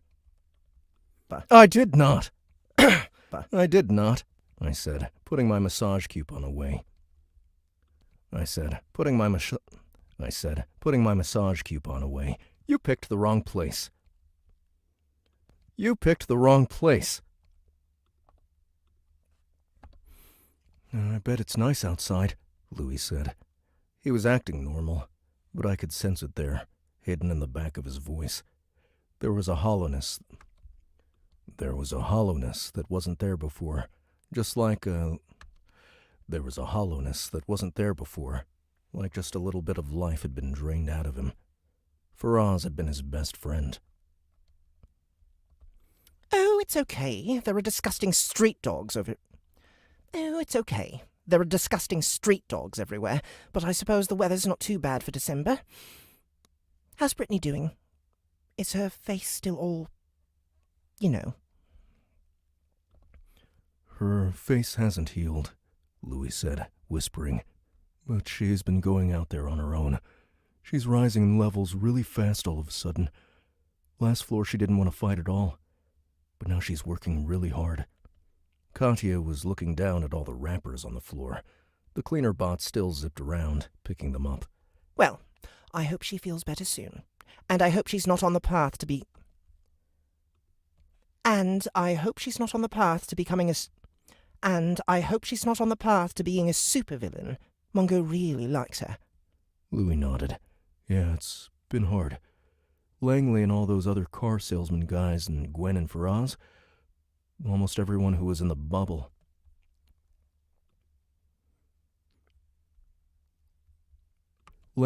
Langley and all those other car salesman guys and Gwen and Faraz, almost everyone who was in the bubble with us on the 5th floor, they all died on the 6th. Donut nodded sadly. That reminds me. How's Tran doing? Bautista answered. He's much better. He's much better too. It's taken him some time to get used to not having legs, but he's like the rest of us. Resilient. Katya's squad was her, Bautista, Louis, Brittany, and Tran. She had a ton of other people in her actual party, but they hadn't chosen Iceland. Apparently there was one other group in the area, comprising of the last remaining daughters from Hekla's team. They were all working together.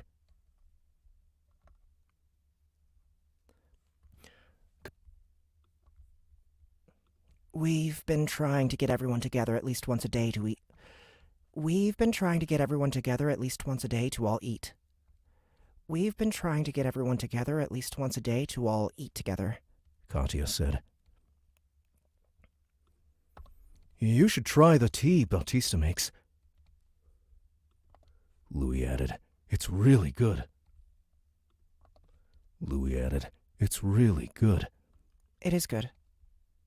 It is good, Katya said. Imani and Ellie are both addicted to it. He used to own a tea shop with his family. I'm not really a tea person, but I'll be happy to sit down with... I'm not really a tea person, but I'll be happy to sit down with you guys. It'd be nice.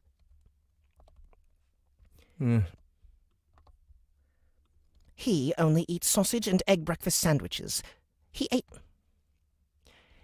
only eats sausage and egg breakfast sandwiches. He ate so many, now the food box thing only has that as an He ate so many, now the food box thing only has that... He ate so many, now the food box thing only has that as an option. He ate so many, now the food box thing only has that as an option. Yeah, mine did the same thing, Louis said, but with bowls of Captain Crunch. By the way, Katya said, giving a wary, sidelong look to Donut. Imani and Serendilgor are talking about her party joining the guild. What?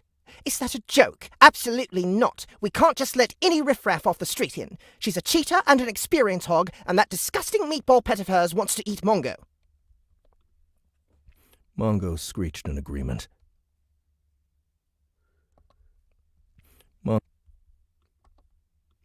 Dude, did you know Ren was like a supermodel before this all started? Louis asked. I did, actually, I said. I had heard some others talking about her over chat. She was born in Mongolia, but she'd spent most of her teens and 20s working as a runway model in Paris. She was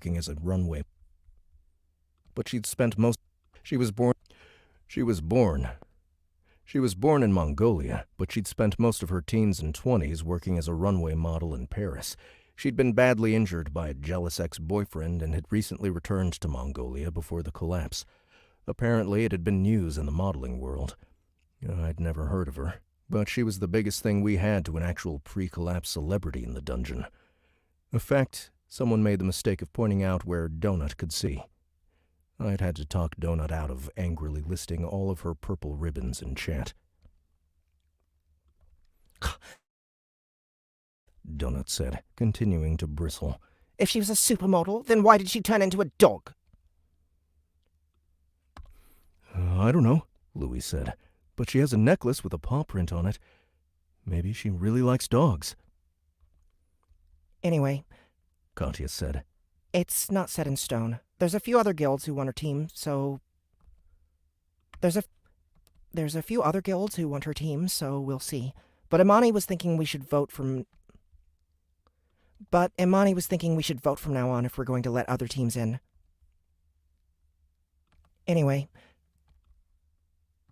Anyway, Katya said. It's not set in stone. In.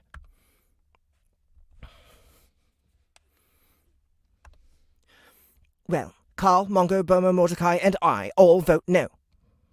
Well, Carl, Mongo, Bomo, Mordecai, and I all vote no. I reached up and pet the angry cat. We'll talk about it if she says she wants to...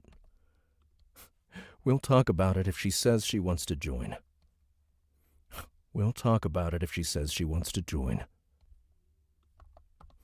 Oh, hey, Louis said, changing the subject. Are you guys planning on rescuing Samantha anytime soon? I made the mistake of putting her in my chat, and I don't want to be a dick and block her, but she won't stop messaging me. Earlier she wrote, "Yoo-hoo," like 50 times straight in all caps until I answered, and when I did, she asked me what I was wearing.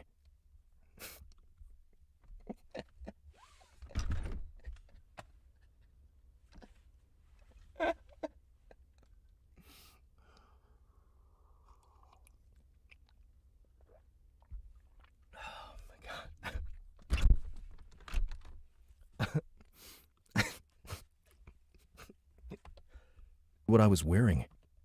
What I was wearing. Just mute her. We'll get to it when we can. She's on the other side of the map. Katya shook her head. I told you to be careful, Louis. She has a crush on you. I'm just glad she has her attention on you and not us. No offense. Just don't let her distract you too much. Too much chatting is dangerous. That's actually why we came over. Katya said. Donut has been talking, but you have been pretty antisocial, only talking business. And we wanted to talk... Donut has been talking, but you have been pretty antisocial, only talking business. And we wanted to and we wanted to check up on you. And we wanted to check up on you. And we... Yeah. I'm doing okay. Living the dream, you know? Yeah. I'm doing okay. Living the dream, you know? How are you doing? She smiled sadly. Just taking it one day at a time. Do you need any utility cards? We have these little trolls everywhere. They're just called the lads, but they drop a lot of cards. Louis mass killed about 200 of them with a cloud attack, and we have more of these things than we can know. Louis killed about 200 of them with a cloud attack, and we have more of these things than we know what to do with. She plopped a deck onto the counter, unveiling a ton of time extend and buff cards and several others I hadn't seen yet. Oh, wow, I said, sifting through the pile. Have you gotten any mystic cards? Excuse me.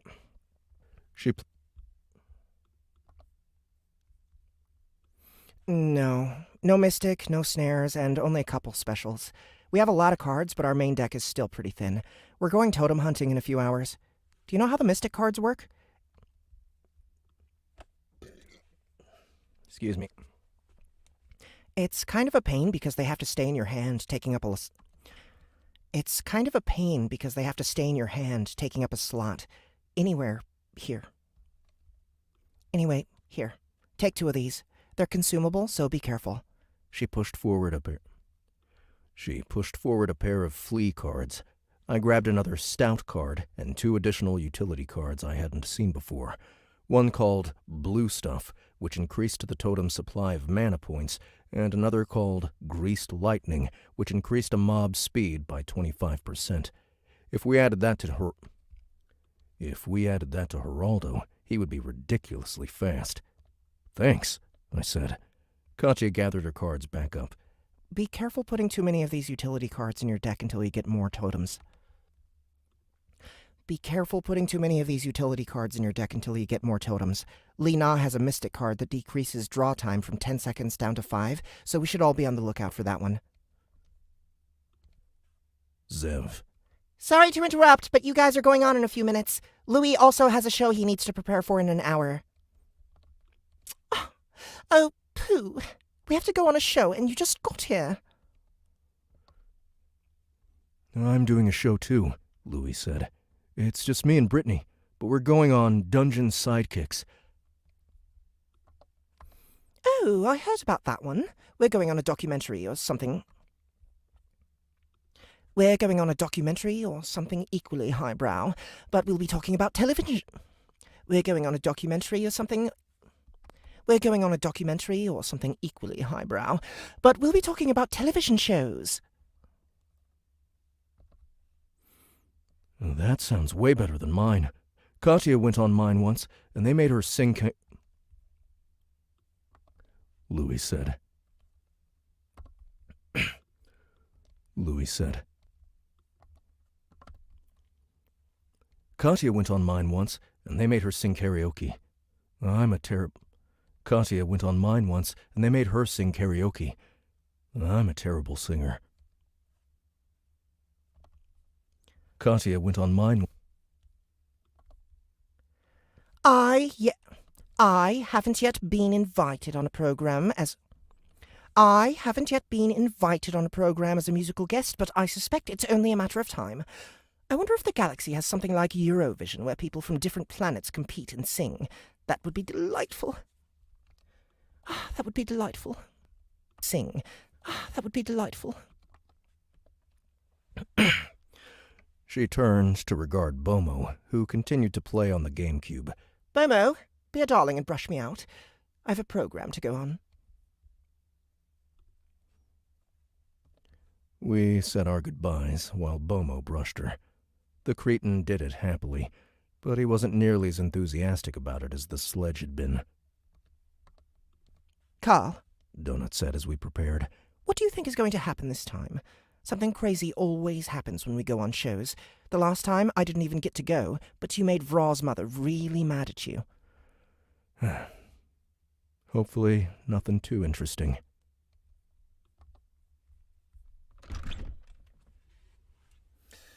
All right, next chapter. How you guys doing? How's everybody doing here? We're at 175 viewers. That's 75 more than we started with today. So I just want to thank all of you one more time. You guys are amazing. I love all the support, and I'm happy to be entertaining you live here. Just wanted to remind you all that we are aiming for 1,500 simultaneous viewers for the next stretch goal. I've been seeing what people have been saying about this stretch goal, and it's possible we might switch it up or switch something up next week. But for now, we'll keep it where it is. The next cold read is going to be Monday, same time. Tuesday, maybe we'll change it to the evening. There's people saying, oh, well, it's, you're having it during the day while we're all at work, and that's a problem. So maybe on the last day we can do it in the evening on Tuesday. So keep an eye out for that. Make sure to subscribe to our YouTube channel, so that you can get notifications whenever we do go live or whenever we do make an announcement about going live. I imagine Tuesday we'll also send out a newsletter telling people about it if we do change the time for the cold read. So be sure to subscribe to our newsletter at soundbooththeater.com as well. Don't forget that we have Kaiju Battlefield Surgeon Episode 1 for free here on YouTube and on our platform. This is another Matt Dinniman lit RPG novel that's actually pure horror, not even close to as funny as Dungeon Crawler Carl, but epically traumatic. It's about every type of horror imaginable, and it's got a full cast, sound effects, and music. That's the cinematic audio version that's on our platform. First episode is free, and it's about 2.5 hours. And every other episode after that, there's 12 total, is you have to pay for. But it's totally worth it. It's one of my favorite productions we've ever done. The sound effects are epic. The music is just amazing, and it makes for such a creepy and horrific experience. So go check that out if you want to get an idea of what the Dungeon Crawler Carl audio immersion tunnel is going to be like, because that is just not cinematic audio for legal reasons. It is also a full cast, sound effects, and music version of Dungeon Crawler Carl that we will be releasing exclusively on soundbooththeater.com, and the first episode will be releasing at the same time that Dungeon Crawlers Carl 6, the classic audiobook, releases on Audible. So keep an eye out for that. That first episode will be free as well, and if you guys like what you listen to there, you'll see that we'll be releasing the rest of the episodes shortly after that. The first season of the Dungeon Crawler Carl audio immersion tunnel is going to be 8 episodes, one season. That's just the entirety of book 1. And if it works, you guys love it, we will continue with season 2. And season 2, we're planning on combining books 2 and 3. So again, check out all the links in the description below. You'll find Dungeon Crawler Carl links. You'll find a link to Matt Dinneman's Patreon. You'll find a link to our website where you can pick up more stuff from us exclusively instead of through Audible. And yeah, that's about it. I'm going to go get some more tea and get started on Chapter 12.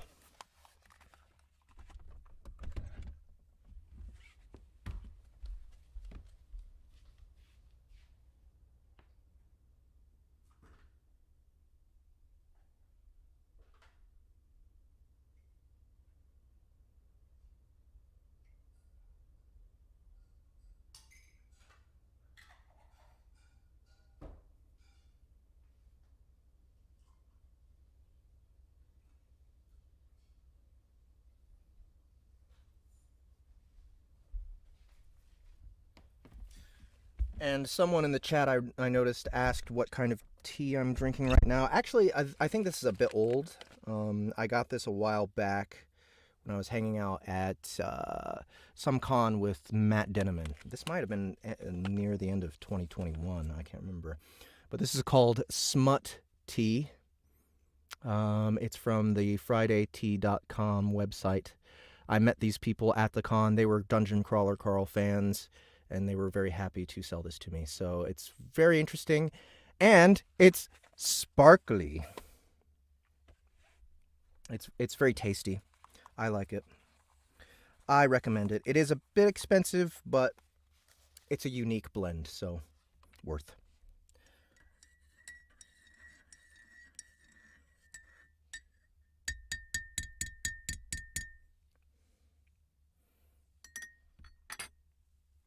Forgot to leave the spoon.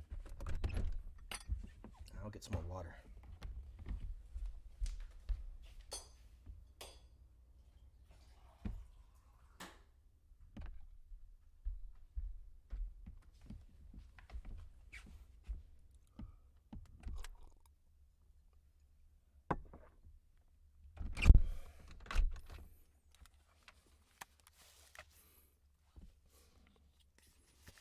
FridayTea.com.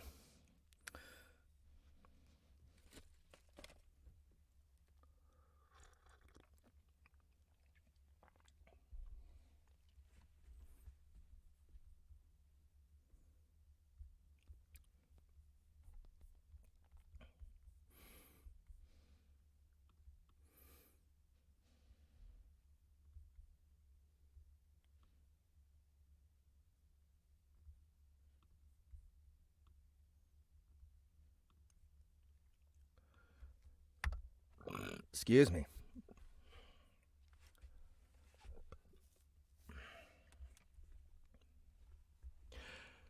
Chapter 12.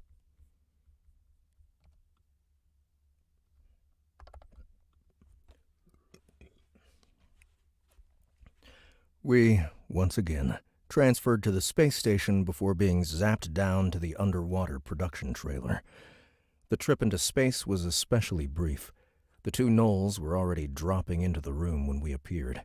It had but a moment to gaze out the window. The space station itself rotated, but I realized we were always over the same location on the planet over the Indian Ocean. Thick clouds covered most of the area, and I didn't have time to marvel at the view. The guards did a quick, wordless once-over on us and disappeared. I grabbed Donut into my arms and turned myself in the air. We plopped into a familiar room. This was the same room where I'd met the Popov brothers. The place still smelled like rotisserie chicken. Oh my god, that just made me so hungry. I love rotisserie chicken.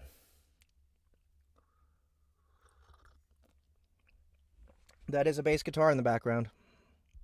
That is my Carl Thompson fretless. Made January of 2007. It is one of a kind. The place still smelled like rotisserie chicken.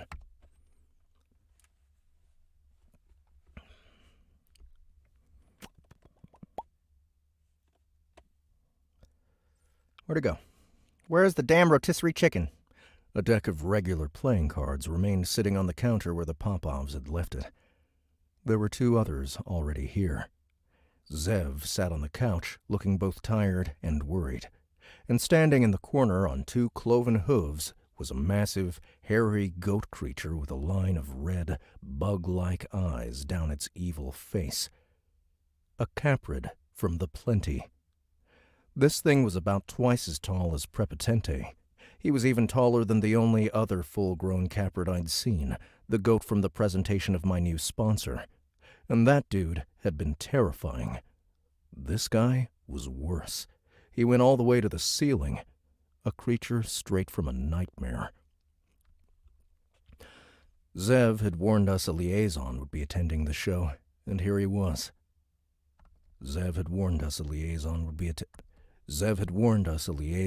attending the show, and here he was. The tall, shaggy creature turned stiffly to face us the moment we arrived. A pair of horns curled upon its head. The corner of its top left horn, I realized, pushed up through the ceiling. This guy wasn't really here. He was a hollow. Donut leaped from my arms and landed on the couch next to Zev. She leaned in and gave the fishwoman a quick head bump. I swallowed and tried to appear confident. Hello, Mr. Satanic Goat Guy. Are you the same cheat who tried to get Maggie Mai to kill us? The same one working with the Skull Empire?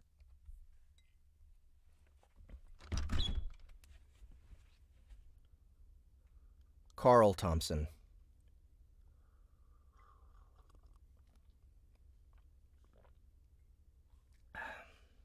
That's right, Carl Thompson.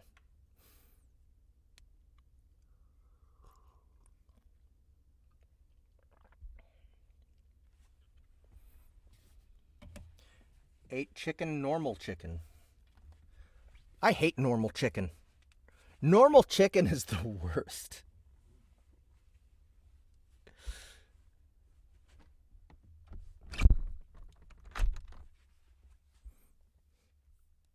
I hate it when chicken's all normal. One working with the Skull Empire?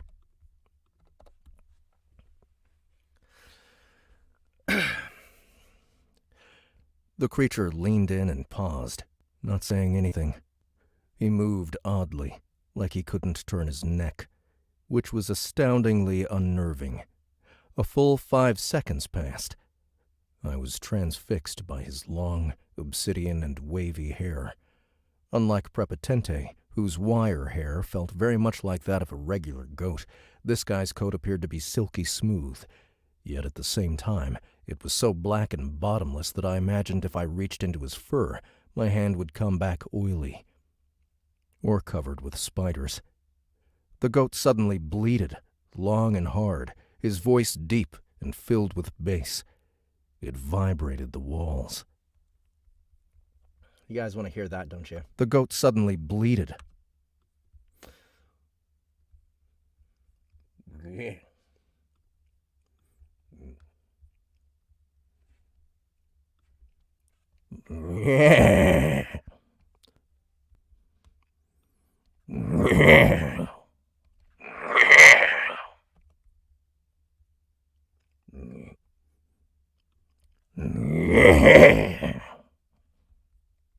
There we go.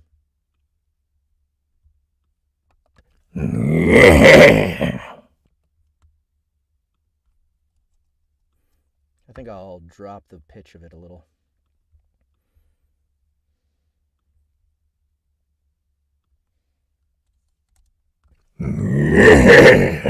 The goat suddenly bleated. There we go.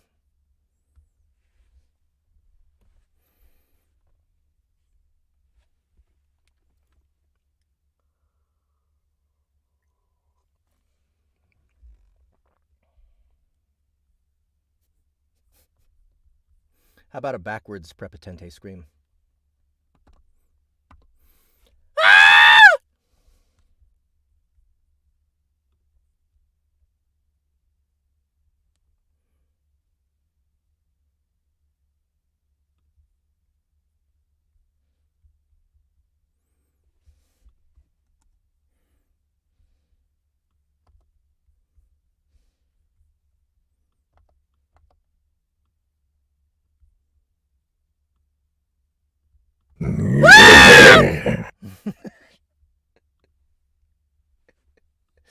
too loud. Backwards, it doesn't sound much different.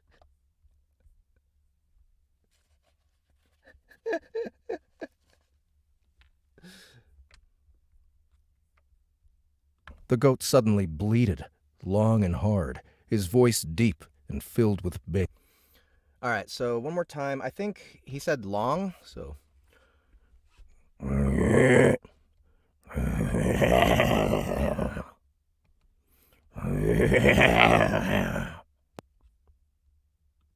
we go. That's going to be better.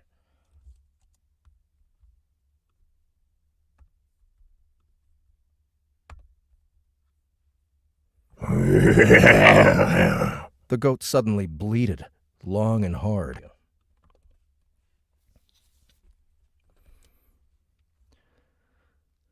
Balls. Yeah, right back at you, buddy. He opened his mouth again, as if he was about to really say something, but he stopped and leaned back. He made an angry grunt. He rigidly turned his whole body to the side and huffed something in a strange language at someone unseen.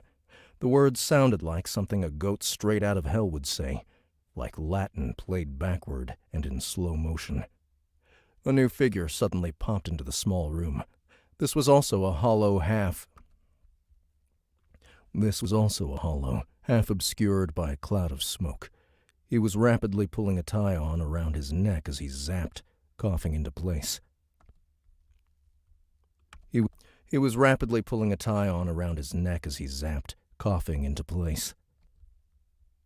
Coughing into place. Coughing into place. Quasar, my attorney. Okay, so coughing into place? I don't know what that means exactly.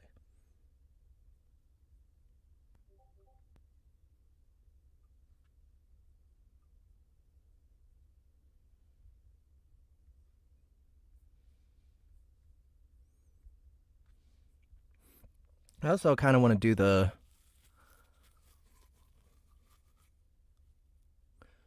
Okay, I'm going to go ahead and do his little thing here. Random.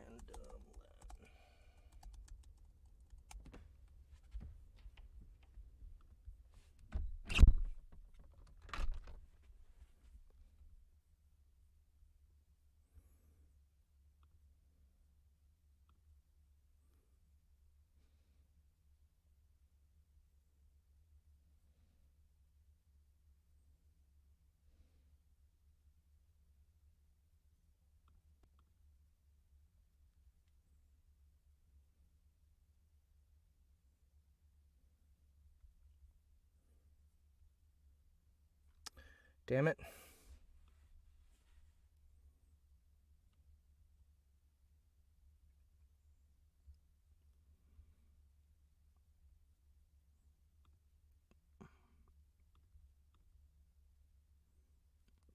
How do I use this thing?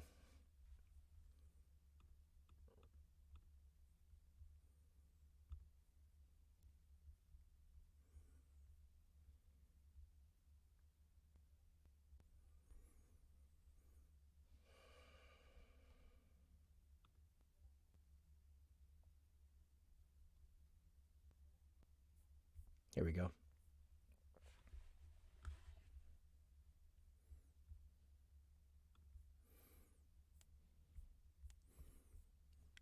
Se muovet, pitan.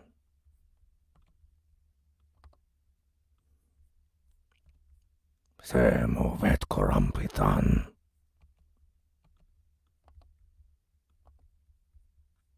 What straight out of hell would say.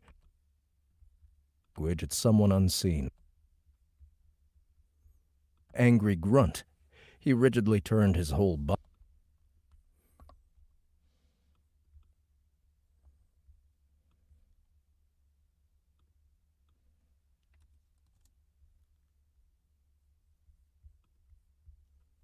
Scene. There we go. The words sounded like something a goat straight out of hell would say, like Latin. One unseen. The The words sounded like...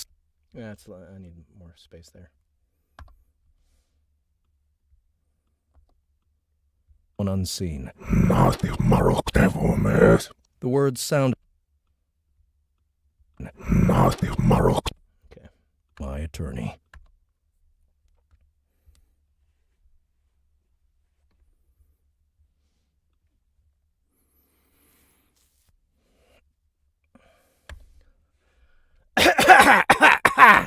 Not a word to my client!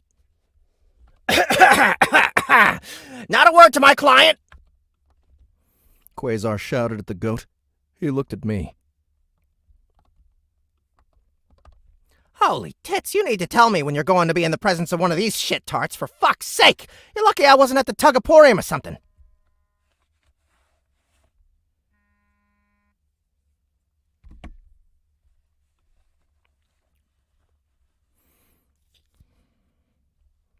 Hi, Quasar. Donut said.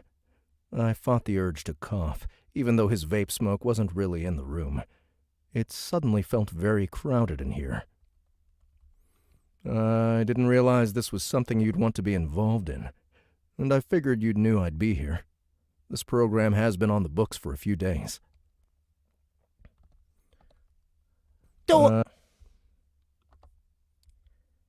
Do I look like a Grixis shaman to you? He asked. He finished putting on his tie. He normally wore one with an alien hula girl. This time it looked like it was covered with pickles wearing sunglasses.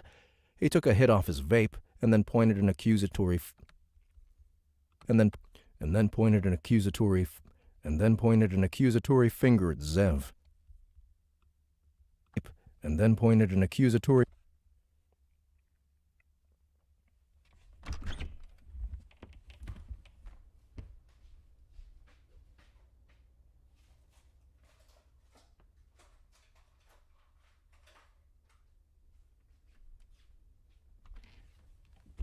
Oh, there's one.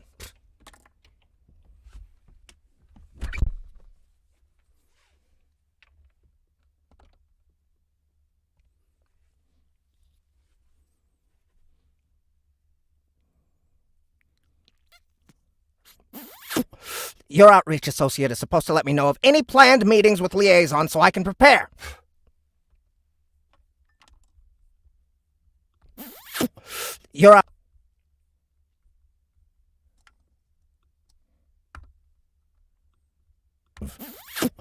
Your outreach associate is supposed to let me know of any planned meetings with liaison so I can prepare. It's not my job to do yours.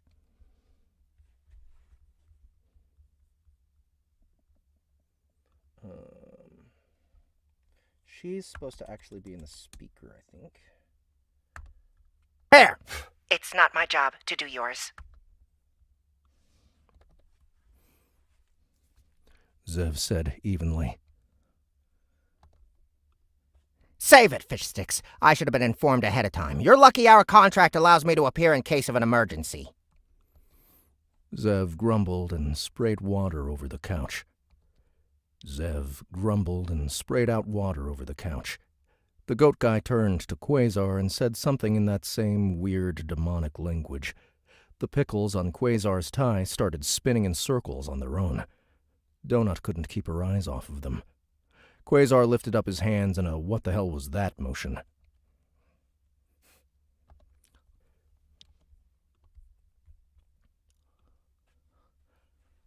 Look, you walking shawarma skewer. I don't speak whatever the fuck it is you're trying to say, and it ain't in the translator system, which is fine by me because you ain't allowed to so much as bleat at my client. You're only here because... Actually, I don't know why the fuck you're here. Look, you walking shawarma skewer. I don't speak whatever the fuck it is you're trying to say, and it ain't in the translator system, which is fine by me because you ain't allowed to so much as bleat... One more time. Look, you walking shawarma skewer. I don't speak whatever the fuck it is you're trying to say, and it ain't... One more time. Look, you walking shawarma skewer. I don't speak whatever the fuck it is you're trying to say, and it ain't in the translator system, which is fine by me because you ain't allowed to so much... Fuck.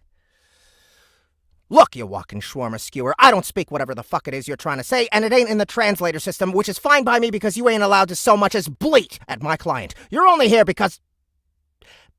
Actually, I don't know why the fuck you're here.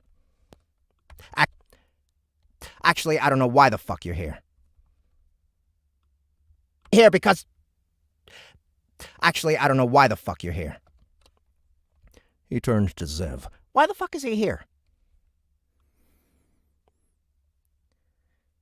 Let's see.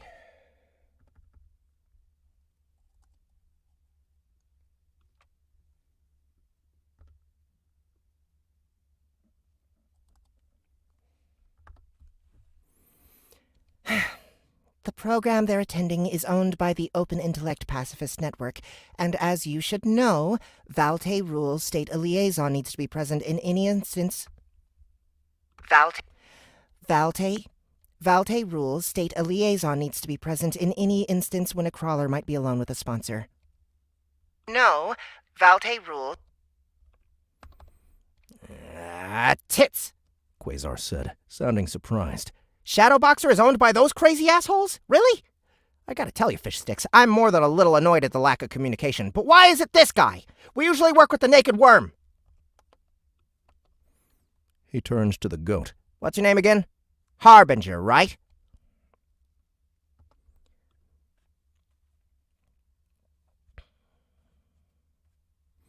I have no control over who they send.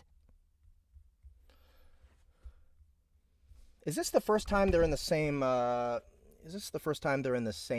room with Zev, this book?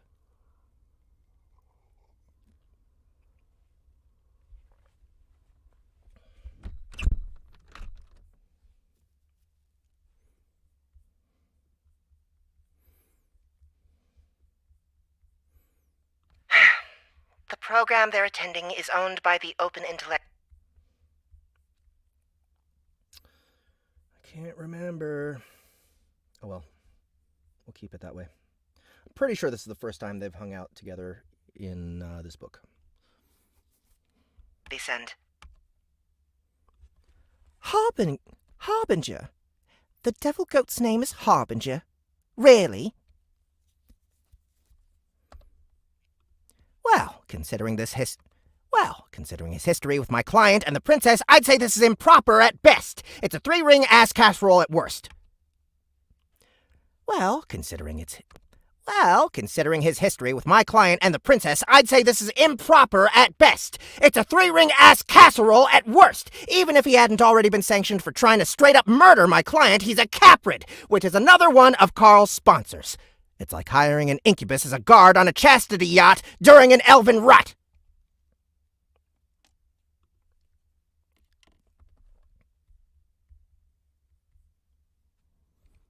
I felt a chill wash over me. This was the same guy. The one who'd given Maggie my help in trying to kill me, all with the help of the orcs of the Skull Empire. Orin, the other liaison, had told me it had been dealt with, but I still didn't know what that meant. I still didn't know why any of that had happened. Like I said, Zev said.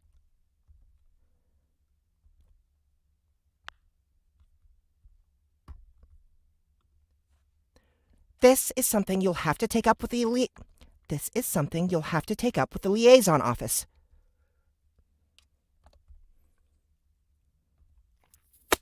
Oh, I will. As soon as I can find one that isn't going to accidentally raise my grandmother from the dead when he speaks. Seriously, what is up with your voice? Why aren't you getting translated properly? Liaison office. Oh, I will. As soon as I can find one that isn't going to accidentally raise my grandmother from the dead when he speaks. Seriously, what is up with your voice? Why aren't you getting translated properly? Harbinger the Caprid said something, but it still came out in his demon language. He turned and started grunting at someone we couldn't see. The system has been buggy lately, Zev said. The goat turned back and said, All right, I want to hear his voice again. Okay, so.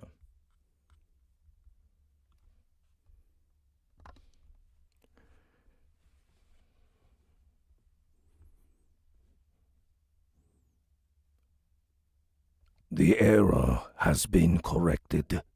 We will proceed. His voice remained deep and terrifying. Administrator Zeph, you may inform the showrunner we are prepared.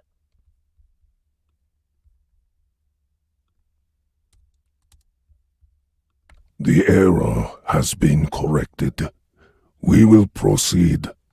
Administrator Zeph, you may inform the showrunner we are prepared.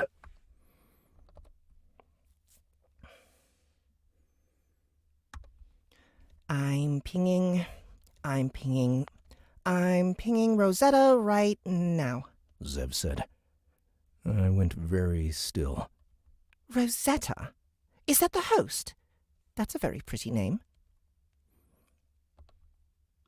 This is Rosetta's new show? Quasar asked, straightening.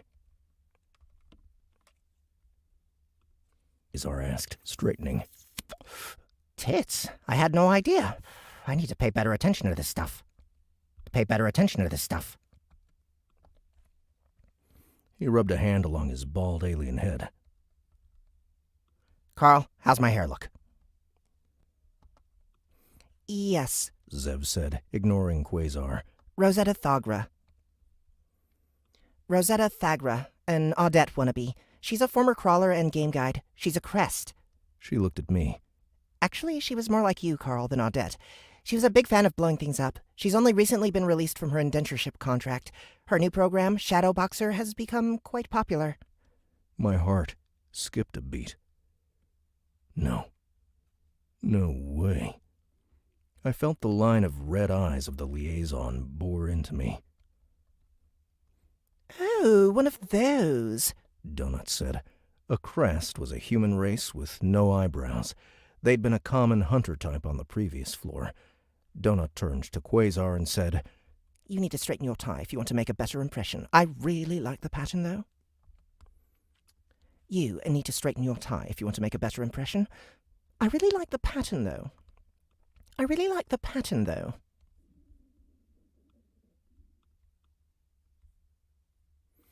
Oh, one of those, Donut said.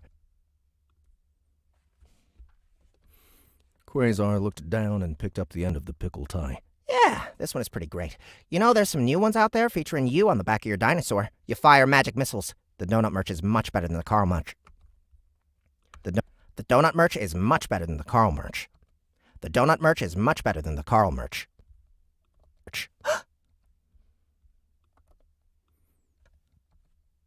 Donut gasped. I barely heard this. I had to stop myself from shaking. Could it be? Was it possible?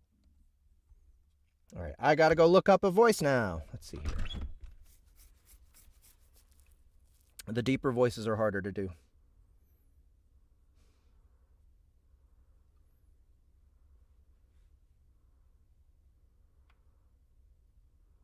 Three-ring ass casserole! That was a request from John Shipman. All right, let's see here. So I asked Matt about this character.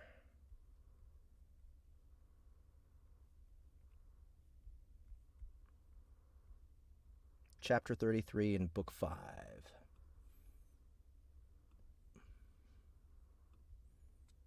What? Oh, that was bullshit.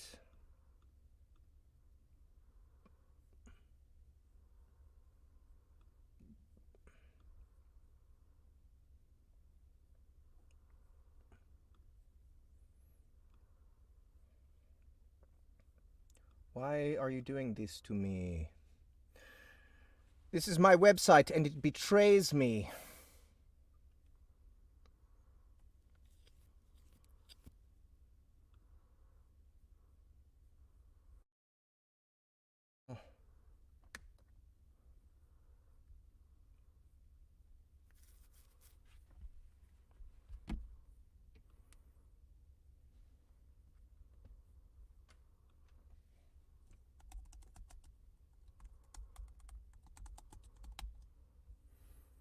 Why are you betraying me, website?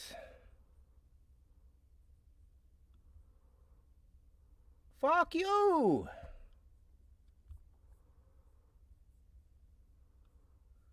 Alright, I'll have to do it through my phone.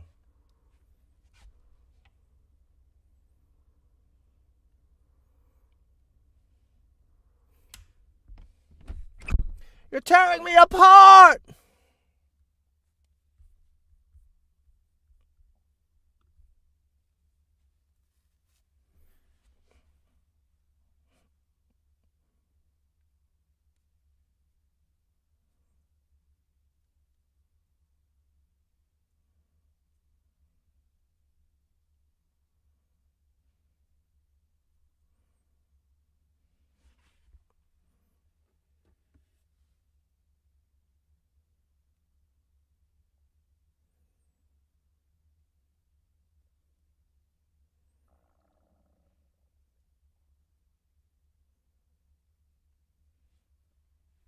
No network connected? What the fuck are you talking about?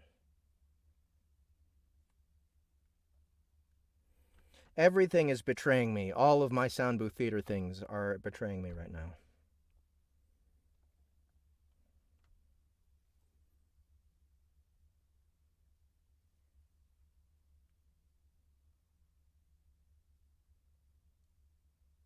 Here we go.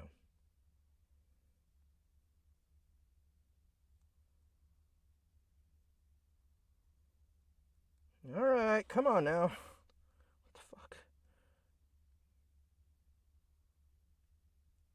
Chapter 33. Note added by Crawler Rosetta. 9th edition. Never trust mercenaries.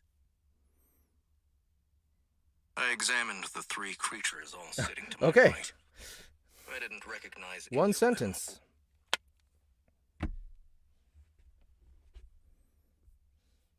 Oh, hi, Mark. Possible.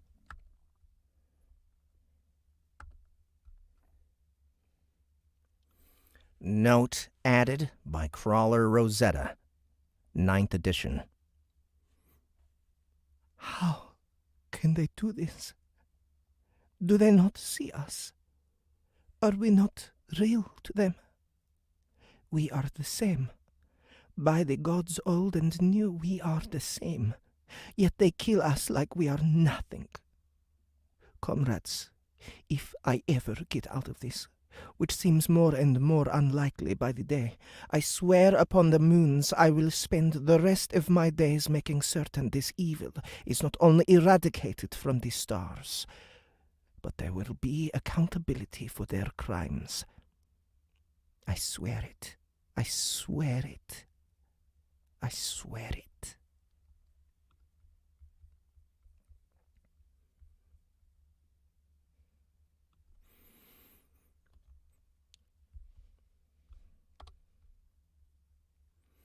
No, no, no! Donut said, sounding irritated. Gossip Girl and Gilmore Girls are two completely different shows. Gilmore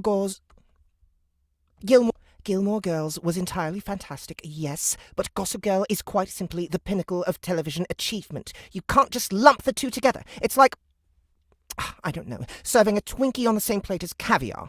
Tell me, Miss Thagra, what is considered the greatest program in the universe?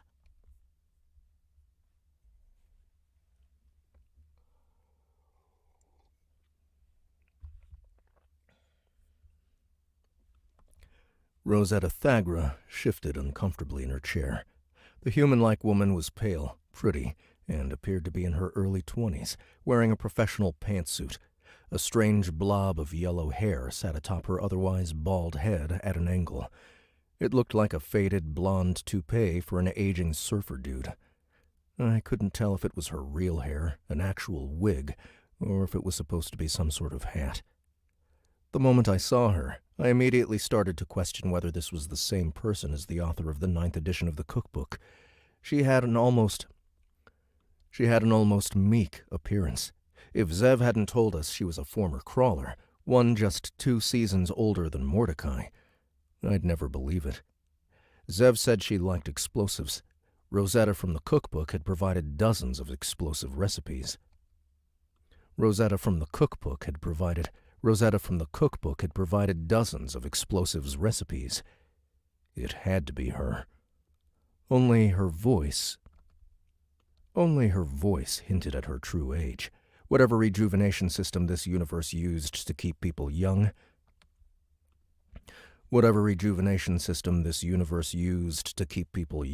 it wasn't perfect. There were still traces of one's unnatural age here and there. According to Zev, the first thing Rosetta had done upon exiting the dungeon was make a documentary movie, program, whatever about it. According to Zev, the first thing Rosetta had done upon exiting the dungeon was make a documentary movie, program, whatever about her home planet. The movie was called The Other Side of the Glass. Zev and Quasar both said it was well received and entertaining, though I strongly suspected they both likely missed the point of it. After the success of this first movie, the mysterious open-intellect pacifist network had funded Shadowboxer, a weekly show that was now telling the story of Earth through interviews that were designed to look like regular conversations.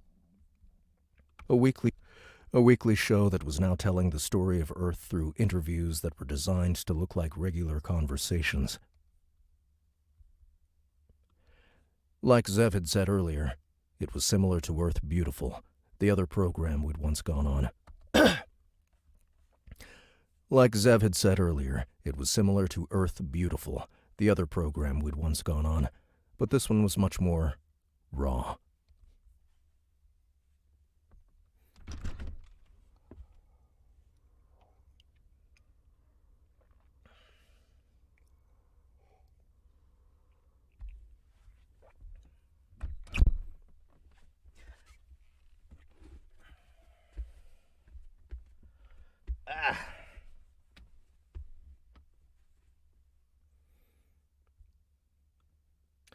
Someone asks, Blind Justice Entertainment asks, which would sell better, caviar-flavored Twinkies or Twinkie-flavored caviar? Clearly the caviar-flavored Twinkies would be better received. Raw. Well? Donut asked Rosetta. Rosetta planted a fake grin on her face. I suppose I'd say the best show in the galaxy is Shadowboxer. Oh, I'm sure. But what's the best... Oh, I'm sure. But what's the best, most popular fictional program? Oh, I don't get time to watch much anymore, Rosetta said. But when I was a game guide, I really liked Little Settler Miss. It was very popular. Donut leaned in.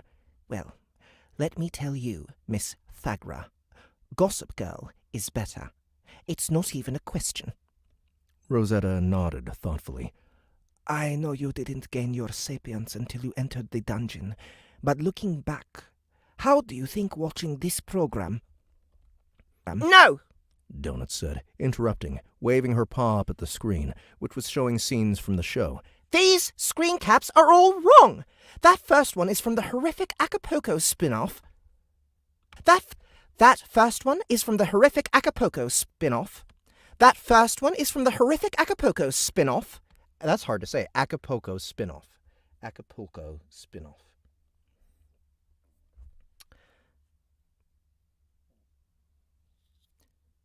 That first one is from the horrific Acapulco spin-off, and the second is from the HBO reboot, which we won't even dignify with a response. I mean, really.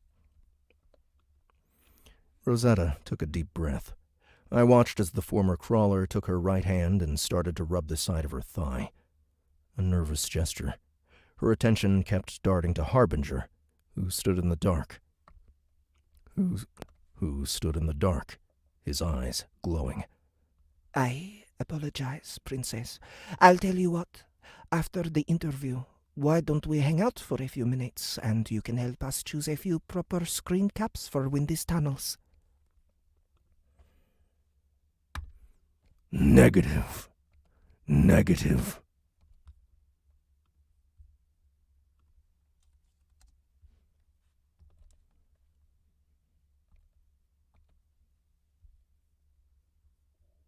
No.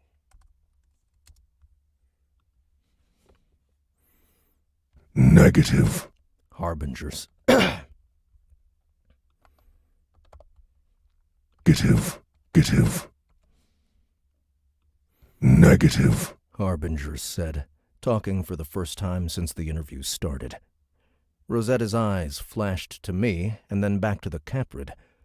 How about between the interviews? It'll all be automated anyway. She can just point. I won't even be in the room. Harbinger didn't answer. Rosetta said, turning to Donut. If that would be okay with you, we'll show you a bunch of the collected screen caps and we'll number them and you can call the best ones out to a producer. Donut preened. That would be most acceptable. Now, what were you asking? This went on for a while. We were in a production studio adjoining the green room.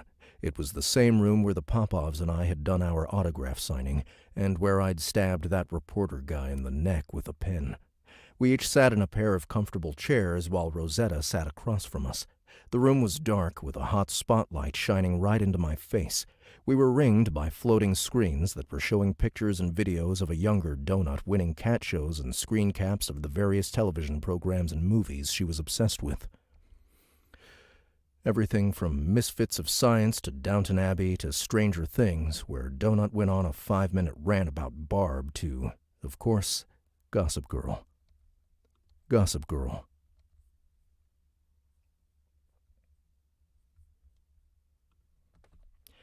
Rosetta was no Odette. She was obviously nervous, and she wasn't that great of an interviewer until the conversation started to flow naturally. Only then did she steer the conversation away from the shows themselves to how watching them made Donut feel. How did the shows compare to the real world? Did she feel they had an impact on culture? Did she feel they had an impact on culture? It was a bit ridiculous that she was asking these questions of a goddamned cat, but Donut really warmed to the conversation, and Donut's answers were strangely fascinating. Donut was oddly cold on Rosetta at first, probably because she was a crest. Donut was oddly cold on Rosetta at first, probably because she was a crest, but by the time the interview started to wind down, Donut was happily chatting away with the woman like they were best friends.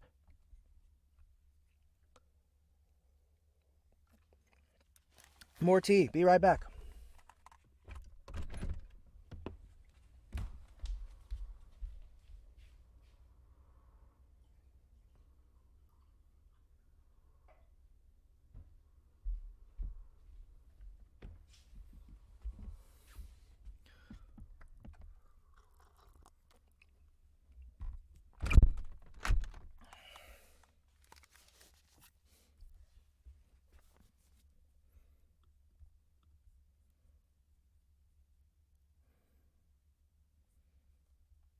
Friends. This whole time, Zev, Quasar, and Harbinger stood off to the side in the dark, not talking with one another. Tiny Zev held onto a tablet, working on something Tiny Zev held onto a tablet, working on something while she watched. A chair appeared, and Quasar parked himself in it about halfway through as he watched Rosetta with puppy dog eyes. A cloud of smoke floated in a square around him, breaking the illusion that he was actually in the room with us. Harbinger stood behind them both, a mountain compared to the other two, unmoving and unspeaking as he took it all in. Rosetta didn't ask me any questions at all during Donut's portion. She barely acknowledged my presence. When Donut's interview finished, the woman stood from her chair and announced,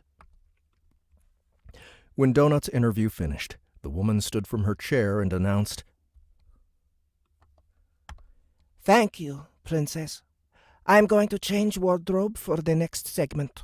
While that's happening, We'll be scrolling images on the screen with numbers. You can just call out the numbers you think would work for the segment. I'll be back shortly so we can do Carl's interview. Okay? Of course, darling, Donut said. A disembodied male voice filled the room.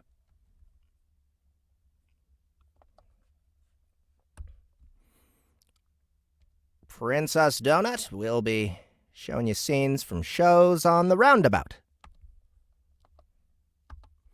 Princess Donut, we'll be showing you scenes from shows on the roundabout.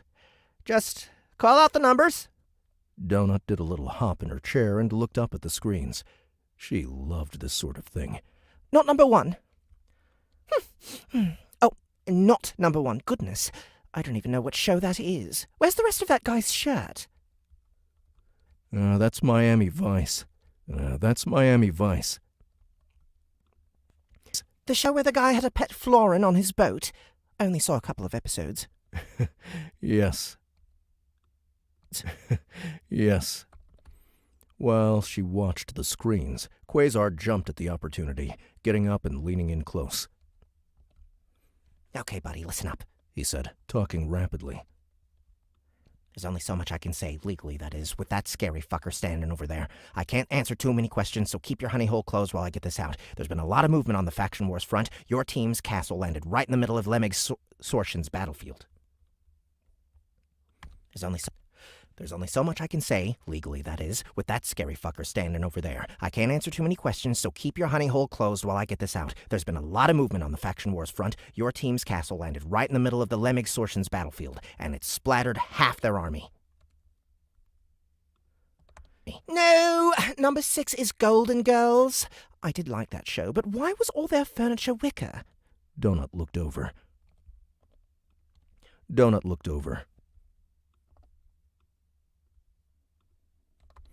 Zev, did you ever watch Golden Girls? I think my favorite was the slut one.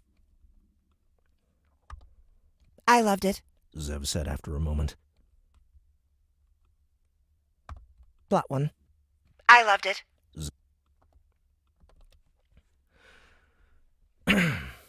Zev said after a moment. She'd put away her tablet and was staring up at all the screens intently, a strange look to her face. Harbinger was later focused on me and Quasar. Number 7 is good, but again, that's Gilmore Girls. That was the spring break episode. I think number 8 is Dexter. Carl liked that show, but I only thought it was okay. Did you know he was married to his sister from the show in real life? Can you imagine how weird that had to be? At least it wasn't the other way around. I thought these were going to be scenes from Gossip Girl. 10 is Jane the Virgin. I loved that show. Number 7 is good, but again, that's Gilmore Girls. That was the spring break episode. I think number 8 is Dexter. Carl liked that show, but I only thought it was okay. Did you know he was married to his sister from the show? It's okay. Did you know he was married to his sister from the show in real life? Can you imagine how weird that had to be? At least it wasn't the other way around. I thought these were going to be scenes from Gossip Girl. 10 is Jane the Virgin. I loved that show. Quasar continued. The resulting ghoul things from the Zerzura spell are still a problem, but most of your army has gotten away and has installed themselves onto your battlefield. The Lemmings are now squatting in that blown-to-shit elf house. The resulting ghoul things from the Zerzura spell are still a problem, but most of your army has gotten away and has installed themselves onto your battlefield. The Lemmings are now squatting in that blown-to-shit elf castle and are using it as... Fuck. The resulting ghoul things from the Zerzura spell are still a problem, but most of your army has gotten away and has installed themselves onto your battlefield. The Lemmings are now Fuck me. This one's hard. The resulting ghoul things from the Zerzura spell are still a problem, but most of your army has gotten away and has installed themselves onto your battlefield. The Lemmings are now squatting in that blown-to-shit elf castle and are using it as their stronghold, but consensus is they're fucked. Did you know their commander is still trapped in the Desperado Club? They filed a grievance stating the castle... They They filed a grievance stating the castle placement was an attack, but we successfully argued it was an AI action. Those tattoo memory golems that Signet Lady gave you are all still around. People really like this shark. Tina is still an Allosaurus and is causing problems. Her mother is another story. I got 10 credits on what that baby is going to look like. The changelings have started... Allosaurus and is causing problems. Her mother is another story. I got 10 credits on what that baby is going to look like. The changelings have started construction on your own stronghold. The cat, Ferdinand, lost his hat and moved straight to the city. Too bad that giant castle didn't land in your own territory. I hope plenty of you guys survive this floor because you're going to need as big of an army as you can get.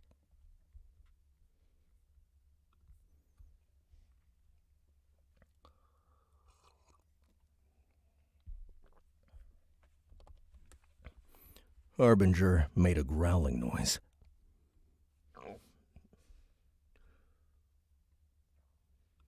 I'm just gonna do it. And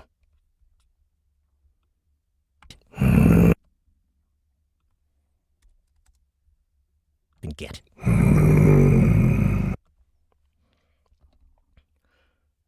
I'll keep your weird goat dick in the bag. Quasar said to the liaison. Quasar said to Harbinger. There ain't no explicit rules against this. He's a sponsor. He turned back to me. I'm sorry, buddy. There's so much more happening, and I wish I could tell you all of it. There's a shitload of action items. I'm sorry, buddy. There's so much more happening, and I wish I could tell you all of it. There's a shitload of action items that need to be hashed out. You two are scheduled for a pre-production meeting in a day or two. I put in a petition to be there, but they denied it. The screens all flicked off and were suddenly replaced with photos of myself, including one I'd never seen before. It was me, about 17 years old, staring at the camera.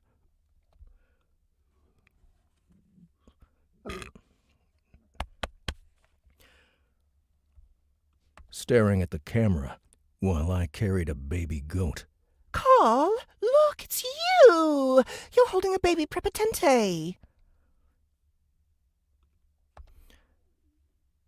We'll talk more soon if we can, Quasar said, backing up. Rosetta reappeared, wearing a different outfit. She'd changed from a pantsuit to a short dress, revealing a long, flowery tattoo that circled up her right leg and disappeared. The hair blob on her head switched sides and was now red. She sat in her chair, settled, and gave me a wink. A photo of my mother and father hung in the air, just above me. It was from their wedding. I remembered the framed photo from the living room. It had been over my fish tank. The memory came suddenly and quickly, like a jab to the stomach. I'd been so preoccupied with who Rosetta was, I'd completely forgotten about what we were supposed to be talking about now. So, comrade, Rosetta said to me. Let's talk about your dead mother. All right, that's it, guys, for today. It is 3 o'clock. Wow, right on the money. We are done with our cold read. Thank you again for everybody who's come here. 170 people still. I mean, you guys have been sticking to this stream. Really helps a lot. Again, make sure to subscribe to our YouTube channel if you want to get notifications for the next cold read. I will say it's going to be Monday, noon Central, yeah, just be ready for it. Get as many people. Maybe over the weekend you can get more people. You can gather more folks and have them listen while they're working. I think there's probably a bunch of people in your lives that can get that done. But again, make sure to check out all the links in the description below. Check out A Summoner Awakens by Kerberos. That's our new release from Tuesday. That is a lit RPG that is also card-based, like this book. Card game-based, that is. It's a tower climber with a guy who grows old, dies, and repossesses his younger body from the past. And so he gets to relive his life again with all the wisdom he's gathered from his 100 years of life. So go check that out. That's on Audible, A Summoner Awakens by Kerberos, Kerberos. And yeah, check out all the links. Subscribe. Go to our website. Subscribe to our newsletter. Do all the things, guys. If you're mega fans, if you love Dungeon Crawler Carl, and you want to hear more stuff from Matt Dinneman and Sound Booth Theater, it's all there. Thanks one more time for hanging out with me. Have a great weekend, and I hope to see you Monday.